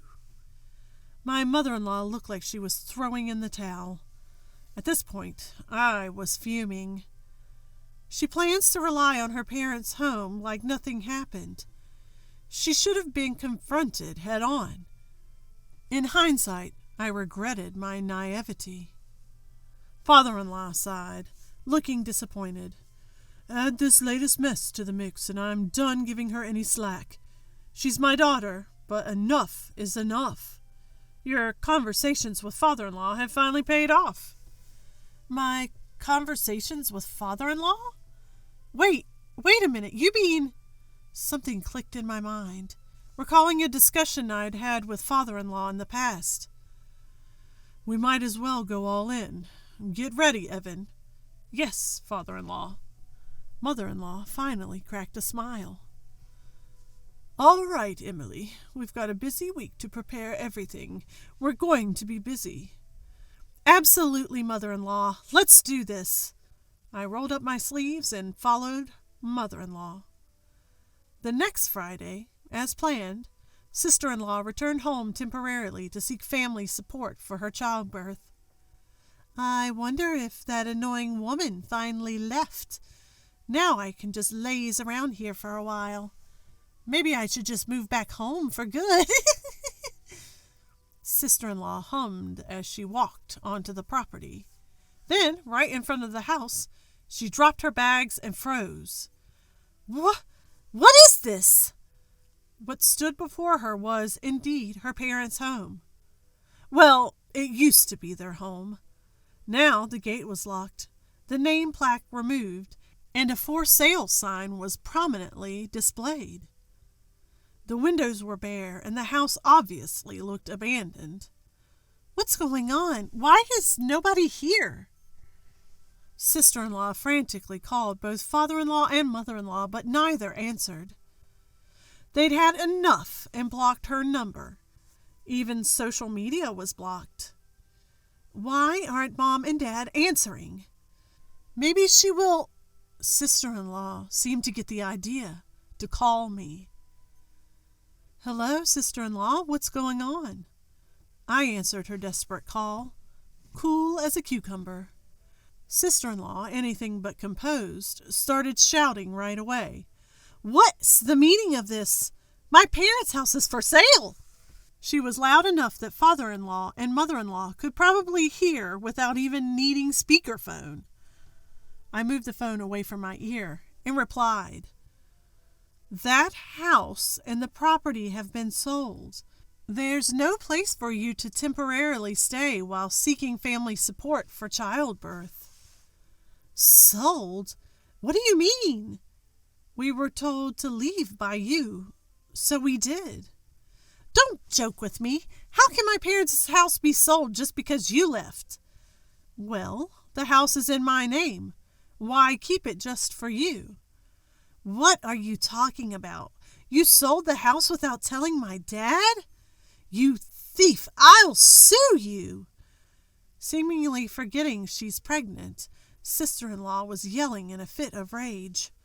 I let out an exaggerated sigh. Did you not hear what I said, sister-in-law? The house is in my name. So why is my parents' house in your name? That's insane!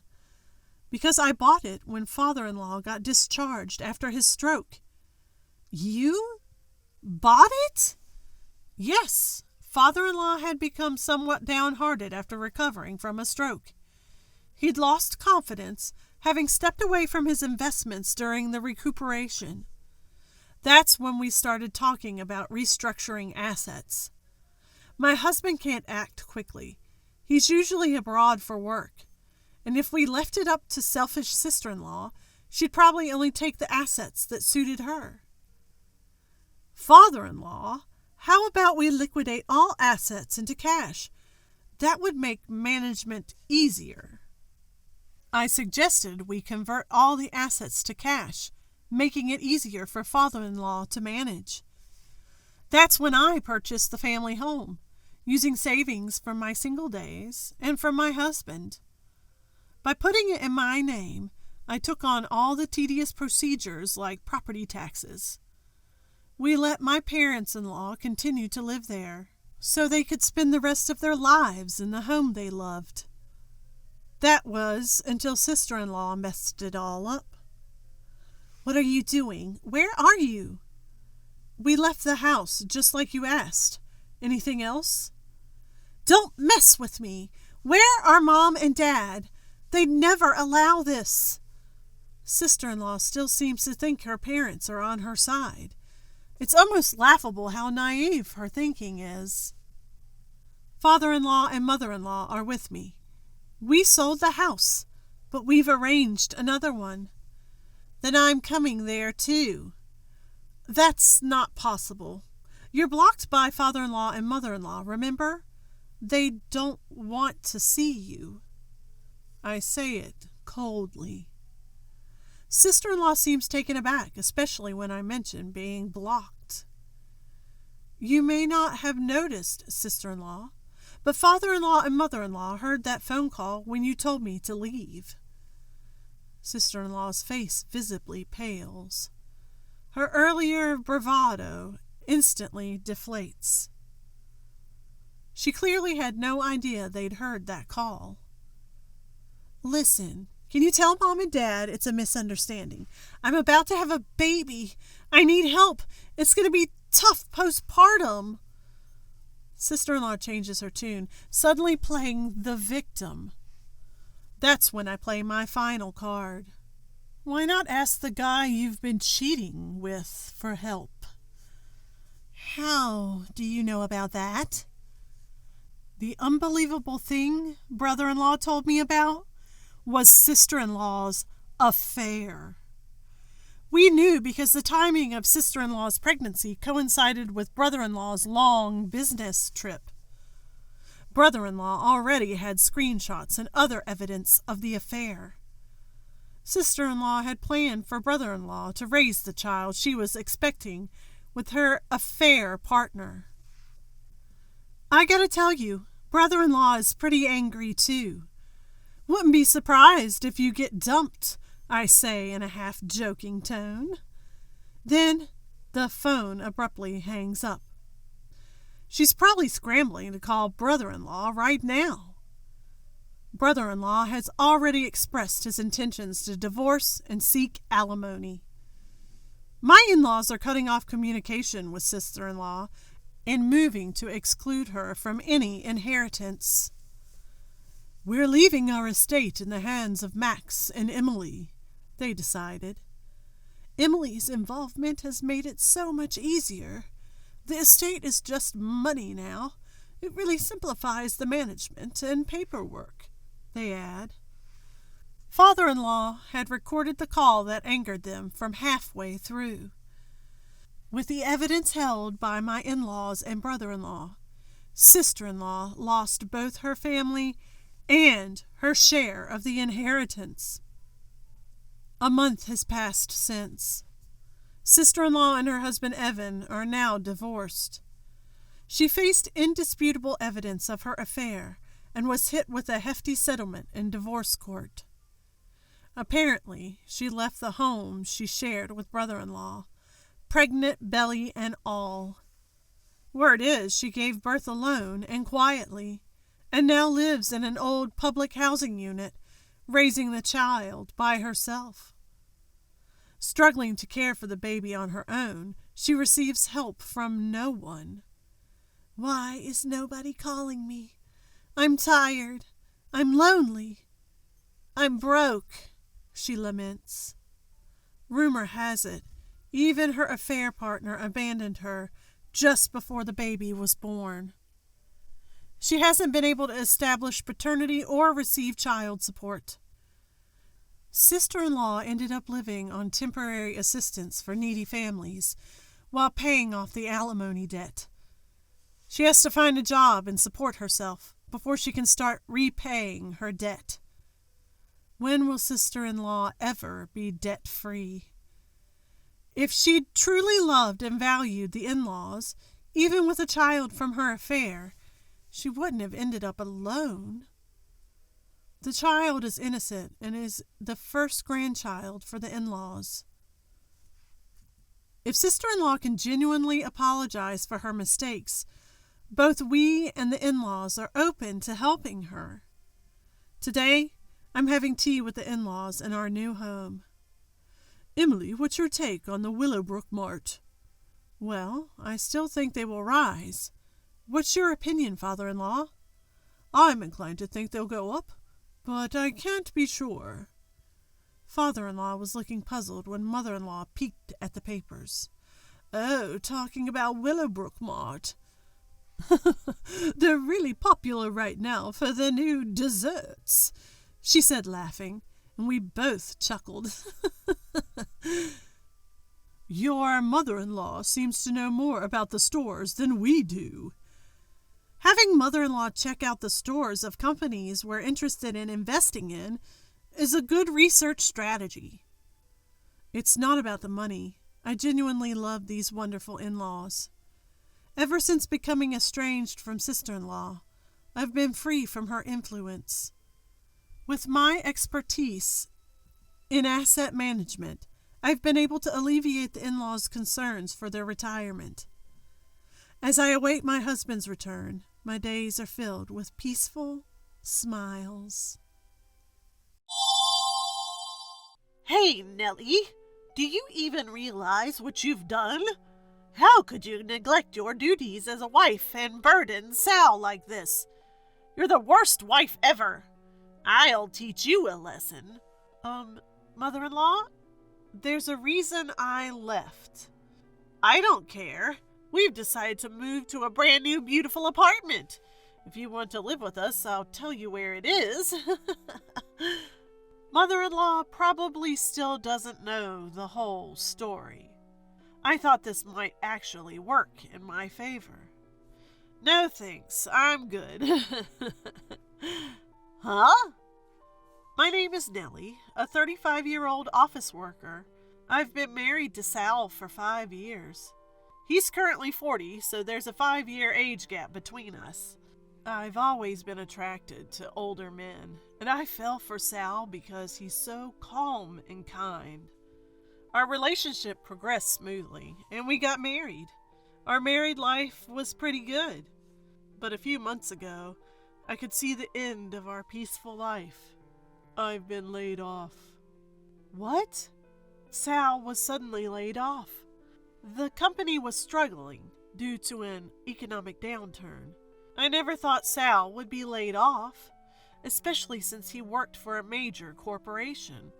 I assumed we'd continue to live comfortably on his good salary, but nothing in life is guaranteed. We were suddenly in a tight spot. I used to be a homemaker, but I decided to start working again. I reached out to the company I left when we got married, thinking they might not rehire me, but luckily they did. Apparently, someone had just quit after giving birth. This job saved us from a total crisis. If Sal could find another job, we'd be okay. But it's tough for middle-aged men to find work. So he could only get a part-time job, earning around $700 a month. My salary isn't that high either, since I'm returning to work after 5 years. It's just enough for the two of us to get by. Hey, our rent is high. Should we move somewhere cheaper? I think it'd be better to save some money. To make our lives easier, we needed to cut our fixed costs. We used to live in a nice apartment because of Sal's high salary, but we should face reality and move to an apartment that's hundreds of dollars cheaper. However, Sal quickly shot down my suggestion. No, we're not moving. Why not? If we move to a smaller, cheaper apartment, my mom will ask why. I didn't get it. We can just tell her the truth that you were laid off and things are tough now. When I said that, Sal's face turned red, and he raised his voice. Stop it! Never tell my mom I was laid off. We can pay the rent with your salary and my earnings. We're fine as we are. I was shocked and frustrated. Is his pride and reputation more important than our well-being? Even if we can barely pay the rent, we're struggling and can't save any money. That's why I suggested moving. But once Sal's mind is made up, there's no changing it. So I had no choice but to give up.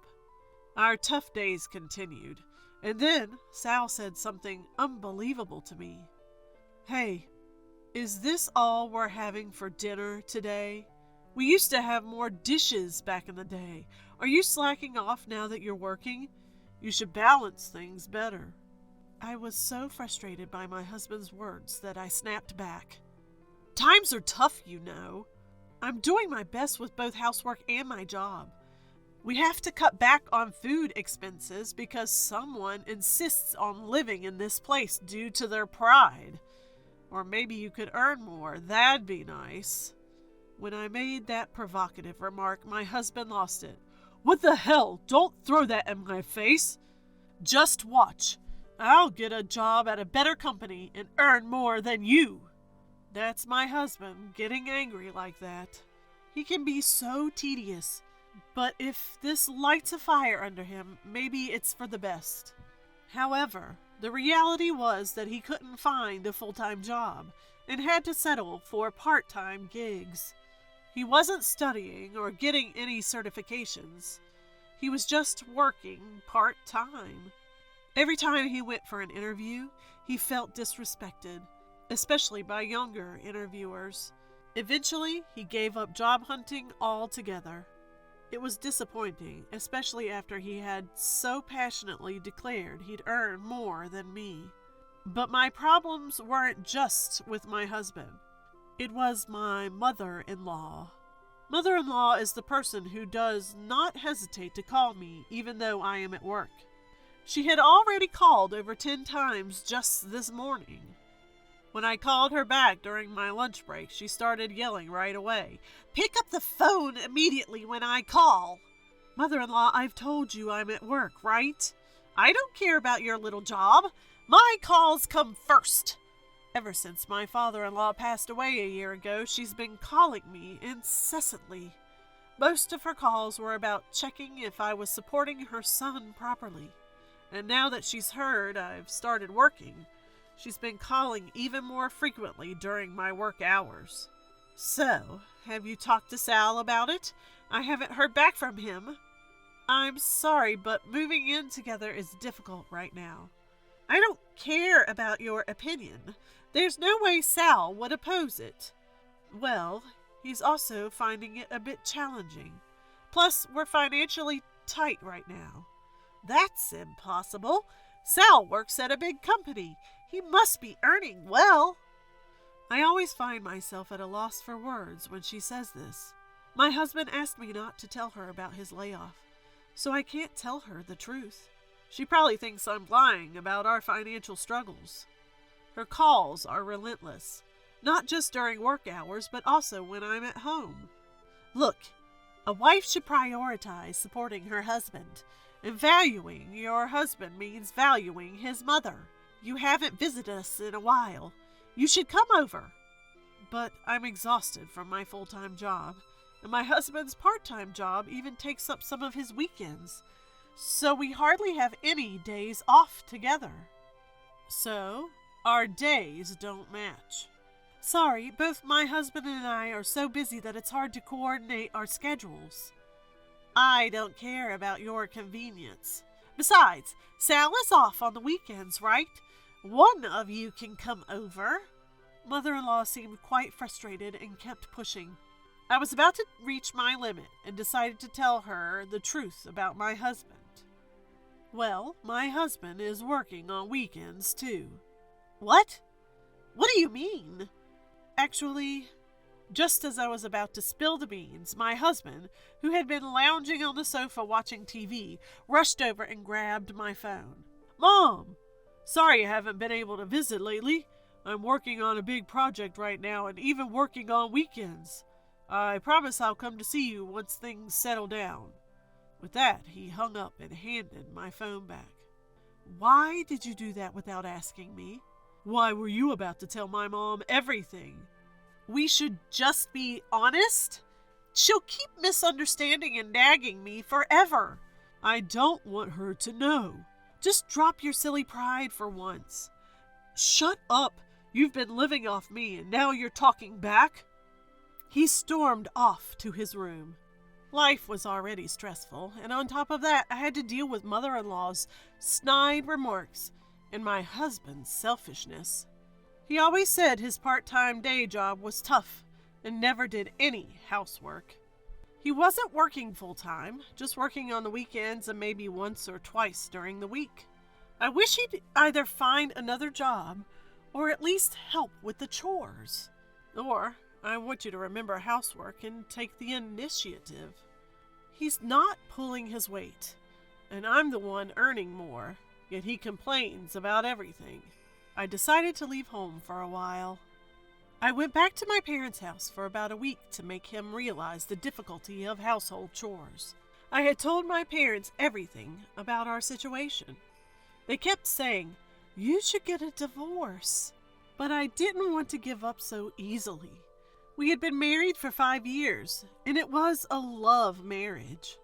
If we were to divorce, I wanted to try everything possible to make it work. Sure enough, my husband called when I got to my parents. "Hey, when are you coming back? What about my dinner?" "I won't be back for a while. You'll have to do the chores yourself." "What? Stop joking and come back and do the chores." "No, I won't. I want you to understand how hard it is. Do all the cleaning, laundry, and cooking. You'll realize how tough it was for me to do all that while working." I hung up. He called several times, but I ignored them all. Life at my parents' was so comfortable. Chores were divided among the 3 of us, and my mom cooked delicious meals, saying, "You must be tired." It felt so good to have meals served without doing anything. I stayed at my parents' for about a week. I wanted to stay longer, but my workplace was far from my parents', and I thought my husband might have realized the difficulty of household chores by now. I returned home after a long time. I was worried the house might be a mess, but it was cleaner than I expected. However, something felt off. Could it be?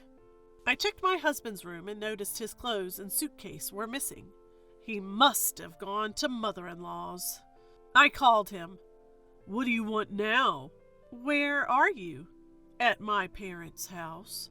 "You didn't go there right after I left, did you?" "That's right." "What are you thinking? That defeats the purpose." "It's your fault for leaving in the first place. I'm angry. I'm not coming back." "What do you mean?" "I'm going to live with my mom." "You're moving back home?" "No, we rented a new apartment and moved in." "What?" I was confused. As I was searching for words, the voice on the phone changed. "Hey, Nellie, do you realize what you've done? How dare you abandon your duties and burden Sal? You're the worst wife ever. I'll teach you a lesson." "Look, mother-in-law, I had my reasons for leaving." "I don't care. We've moved to a new, beautiful apartment. You want to join, right? If you agree to live with us, I'll tell you where it is." She probably didn't know anything. I thought this might work to my advantage. "No, thanks." "What?" She was taken aback by my quick refusal. "So I won't be coming." "You mean you'll live alone? You've been relying on Sal. You can't survive on your own." "Don't worry. I earn enough to live by myself. If we're not living together, there's no need for us to be married. So I'll divorce him." "What?" Both mother-in-law and my husband sounded shocked. "Wait, Nellie, we don't need a divorce." "I can't continue this marriage. I want to get away from a useless husband like you." When I belittled him, mother-in-law was furious. "How dare you speak to Sal like that? We don't need a wife like you. Sal, divorce her now." "Well, I'll prepare the divorce papers. You'll regret this. It's too late to apologize now." "I'd say the same to you." She hung up. I'm sure mother-in-law and my husband will come here with the divorce papers. Things are moving in my favor. I've given up on him since he went back to mother-in-law without any remorse. He won't change. There's no need to be together. I started packing my things, expecting them to arrive soon. A few hours later, mother-in-law showed up alone. "Where's Sal?" "He doesn't need to see you. Here, he's already filled out his part. Fill out yours quickly." Mother-in-law thrust the divorce papers at me. I couldn't help but notice that my husband's handwriting seemed shaky. He's such a kind soul. How could he hesitate to divorce a terrible wife like you? I'll never forgive you for causing him trouble. Enjoy your miserable life and regret this. She yelled at me as I filled out my part. My husband never had the guts to tell mother-in-law the truth because of his pride. What a pathetic man. What happened to your family home? We sold it, so you can't just move in. I wouldn't want to anyway. How much did you sell it for? It was pretty old. That's none of your business. But I'll tell you anyway. We sold it for about $50,000. Not a huge amount, but it helps. Sal will cover the rent for our new apartment. Really? I'm surprised he passed the credit check. What are you talking about? Sal earns a good salary, of course he passed. Did you put that $50,000 into Sal's account? Why? Oh, you figured it out. But who cares? Stop prying. It's clear you're still hung up on him. But it's too late. It's fine. I'll file the divorce papers. She stormed off huffing and puffing. I was thrilled to finally be free from them. I packed the rest of my things, moved them to my parents' house, and then found an apartment for myself. I cleverly provoked mother-in-law so I didn't have to split any assets. You think I'd give you any of Sal's precious assets? Remembering my husband's pale face during the asset division discussion still makes me laugh. 2 years later, I got a call from an unknown number one morning. I wonder who it is in the morning hours before going to work. Thinking it might be work-related, I answered. It was mother-in-law. Nellie, please help. Mother-in-law, I don't think you should be calling me. We're strangers now. Don't say that. I'm in trouble. Let me guess. You can't pay the apartment rent and you've run out of savings. How did you... You never knew about his restructuring, did you? You knew? Yes. I tried to tell you many times, but Sal always stopped me. I'm so sorry, Nellie. Can you come back? No. He never tried to change, no matter how much I told him. And you always bullied me. I don't want to be with people like that ever again. Please, I'm at my wit's end. We don't even have food. According to mother-in-law, my husband kept up appearances, never revealing his restructuring. He paid the rent from the $50,000 mother-in-law got from selling the house. He also splurged occasionally, fearing mother-in-law would get suspicious if he didn't. Living like that, the $50,000 disappeared in no time, and it seems they're now broke. You brought this on yourselves. Why not let go of your pride, move to a cheaper apartment, and live modestly? I didn't expect this. I thought my talented son would support me, and I'd have a comfortable retirement. Mother-in-law sobbed. I quietly hung up and blocked her number. Just to be safe, I also filed a restraining order and made sure I could report any issues immediately. Honestly, both mother and son only think about relying on others. I'll use them as a cautionary tale and strive to be independent. With that thought, I refocused on the task at hand. Would you mind paying if you want to hold Lucas? After all, you two are practically strangers to him. What? My husband and I were utterly stunned. Never in our wildest dreams did we imagine we'd have to pay our daughter-in-law to hold our own grandson. My name is Michelle, a 56-year-old homemaker. I live with my husband, who's also 56. We have one son, Tom, who's currently 28. He got married 2 years ago. His wife, Sarah, is 10 years his senior at 38. After graduating college, Tom got a job and moved out on his own. Apparently, Sarah, a senior colleague at his workplace, aggressively pursued him from the get-go. Tom has always been strong in STEM subjects.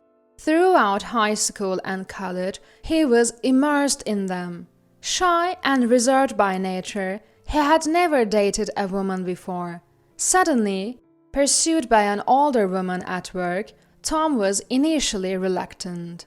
However, Sarah kept pushing, inviting him to lunch, finding reasons to be near him, and eventually they started going out for drinks.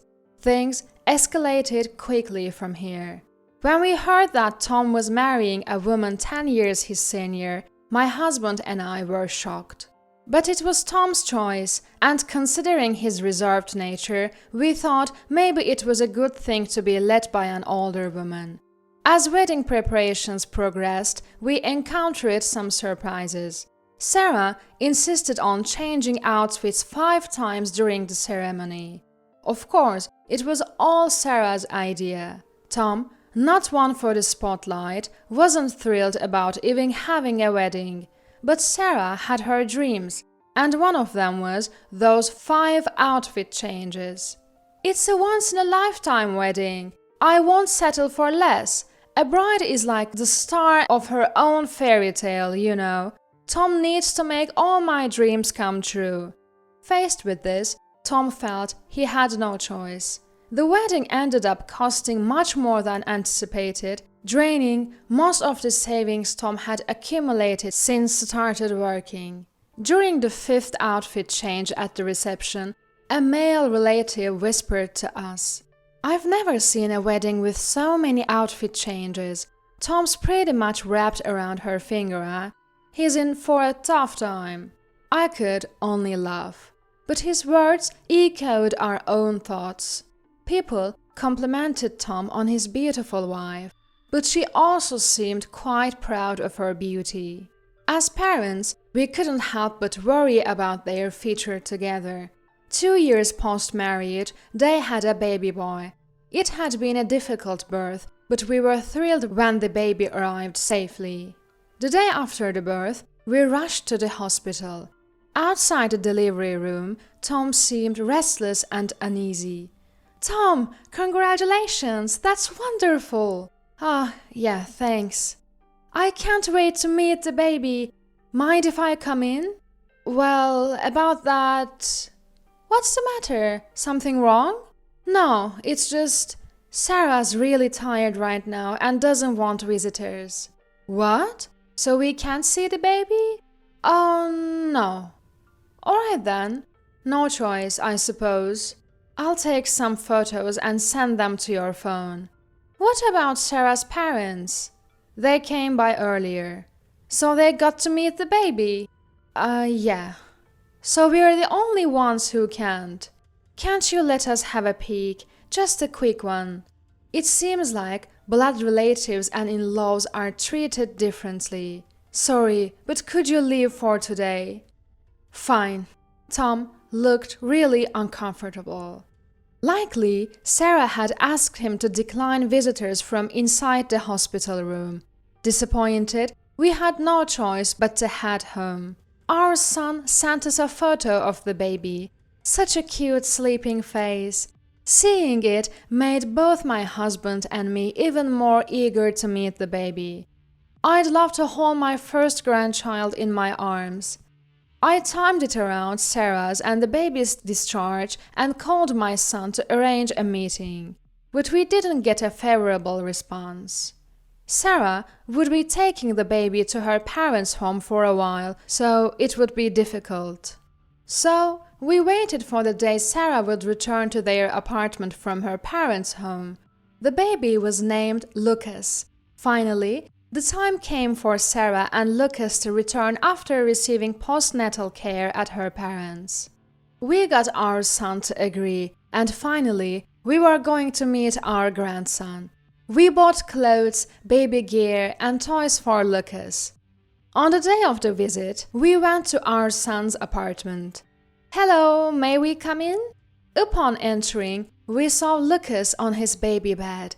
He was energetically moving his arms and legs. He was a cheerful boy. What a lively boy. He's really cute. Next to the baby bed, Sarah stood with a sullen face.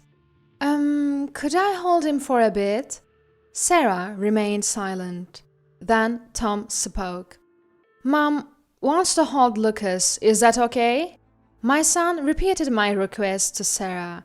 He seemed like he was really treading on eggshells around her. Finally, the silent Sarah spoke. You two are strangers to me. If you want to hold Lucas, will you pay? What?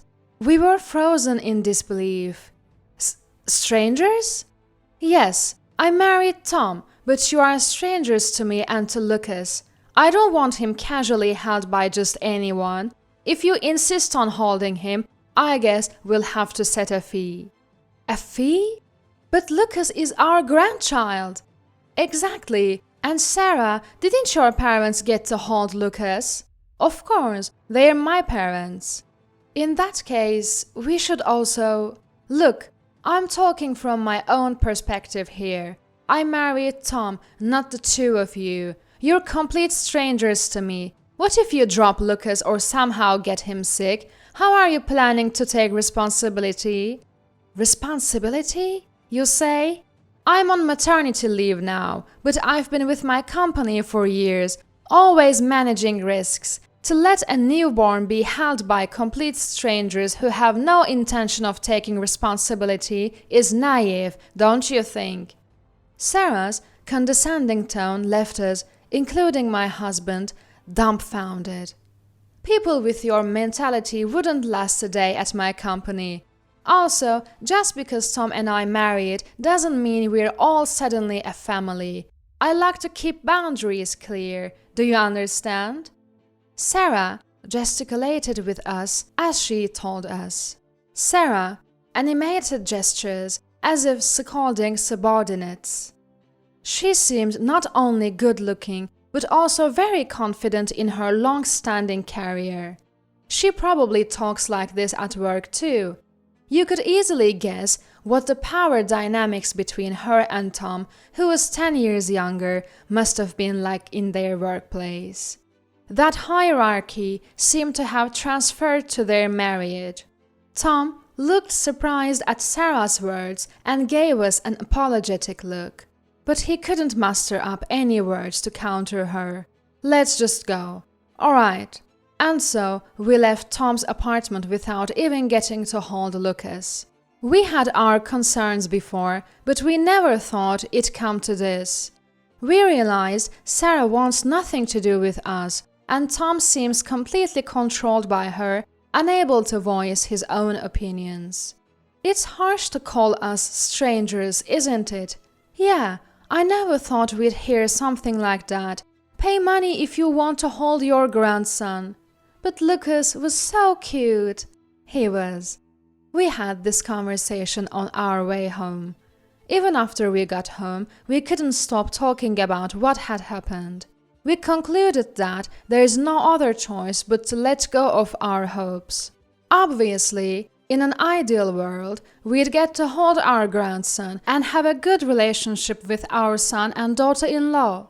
But with everything spelled out like that, we've got to move on. True, at the end of the day, Tom chose to marry Sarah. Yes, what's important is that they're happy. I won't harbor wishes like wanting to hold our grandson or having family dinners anymore. Although I was concerned about whether Tom is really happy in such a situation, I realized it's not our place to question our son's marital choices. If that's how Sarah feels, we have no choice but to adapt. If we forcibly try to do anything, it might make Tom uncomfortable. And so, we lost contact with our son's family. 2 years passed like this. Then one day, we received a call from our son after a long time. Hello, Mom, it's been a while. Tom, how have you been? Oh yeah, I'm alright. What's going on?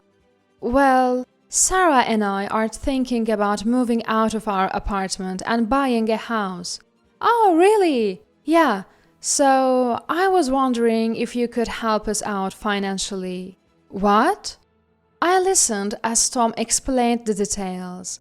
After Sarah's maternity leave ended, she returned to work, but she had conflicts with a coworker who had stepped up in her absence. In the end, Sarah quit her job. Now, she's a stay-at-home mom.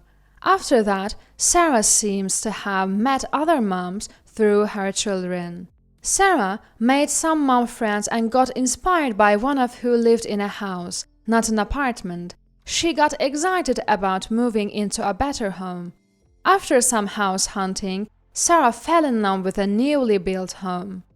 Tom wasn't exactly thrilled, given their financial situation, but Sarah pushed ahead almost to the point of signing a contract. The down payment was higher than expected, which was a problem. Sarah suggested asking for our help. Sarah says it's a parent's duty to help out when their child is stuck. When we said we wanted to see our grandchild, she told us to pay up. Now she wants our help. Convenient, isn't it? I do feel bad about that. Well, let's put that behind us. As for the money, I have no intention of helping. Oh, alright then. If you can't afford it, live within your means. If you need parental support for something, maybe it's better to skip it. You're right, Mom. You've always been sensible, Tom. I don't know why you even had to ask.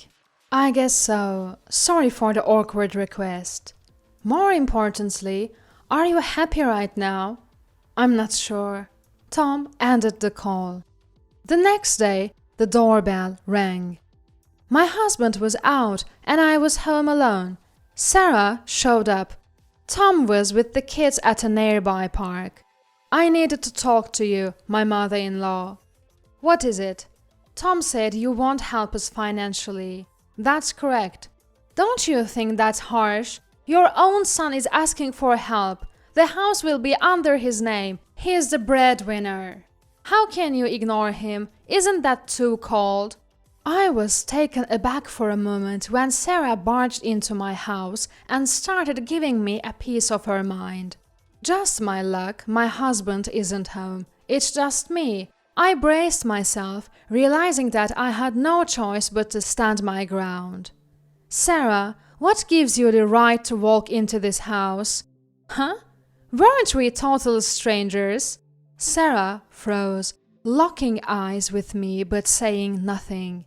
My son can buy or live wherever he pleases. It's none of my business. He's an adult. If he can't afford it, then he should live within his means. Especially when it comes to you, a complete stranger, telling me to fund his home purchase. I have no such obligation. But your son is actually struggling financially. Are you going to abandon him? Indeed, Tom has left the nest. Sarah was dumbfounded and silent. Moreover, it's not just Tom's house. It's where you will live too, right?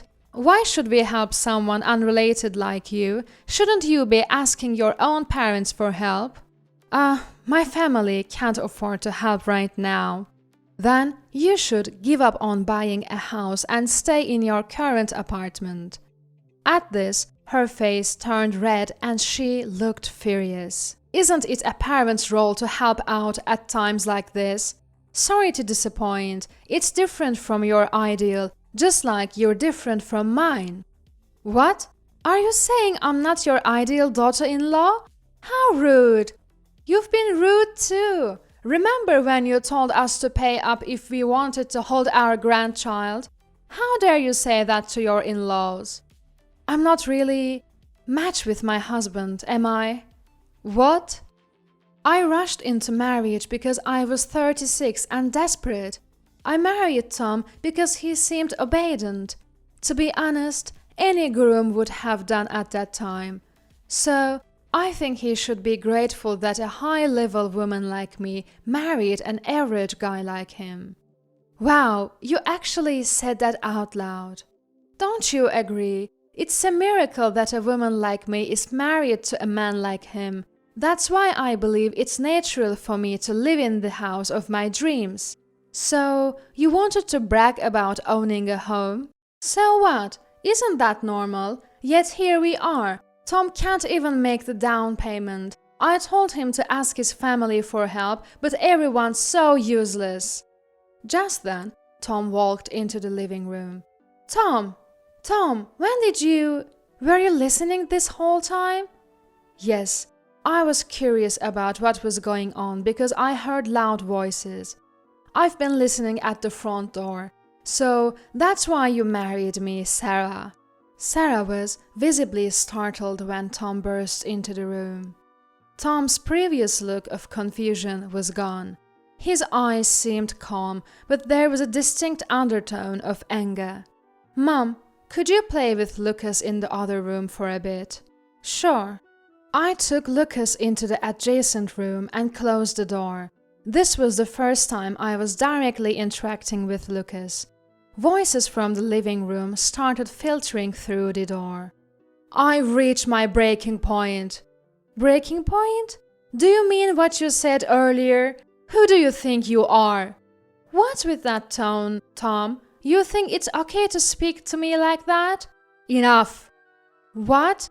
You should be grateful you even got to marry someone like me, a man who's never even had a girlfriend before. Grateful? Weren't you the one who said you'd marry anyone who came along? You should be the grateful one. I'd never heard Tom raise his voice like this before. Something must have severely damaged his ego, or perhaps he was letting out pent-up frustrations. You kept saying you loved me, chasing me around. At first, I was hesitant, but then thought I could build a family with you. Turns out, you just wanted to use me to say you're married. You never even loved me, bossing me around and even telling my parents they should pay if they want to see their grandson.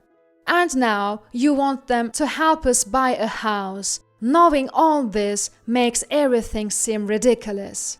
Sarah seemed a bit flustered hearing this. I didn't say that was all true. Lies. I'm done being deceived and used. Our marital power dynamics were skewed from the beginning. I'm not living just to be controlled by you. And I don't want Lucas to grow up seeing such a pathetic mom. It's over. Let's separate. What? No way. I absolutely want to live in that house. I finally found my dream home. I can't give it up. I've always dreamed of inviting friends over for home parties. A loveless marriage in a fancy house just leads to unhappiness. If you want to show off so badly, buy a house yourself. Don't act so high and mighty. Don't command me. That's my line. Such an intense battle unfolded in our living room. I had never seen my son this fired up.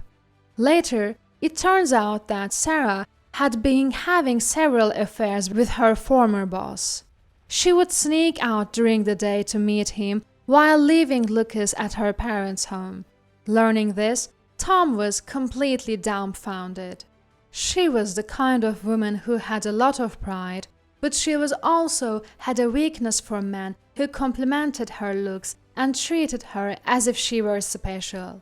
That was the final straw. Tom and Sarah got officially divorced. Lucas ended up living with Tom. Instead of buying her own house, Sarah found herself being sued for alimony by Tom.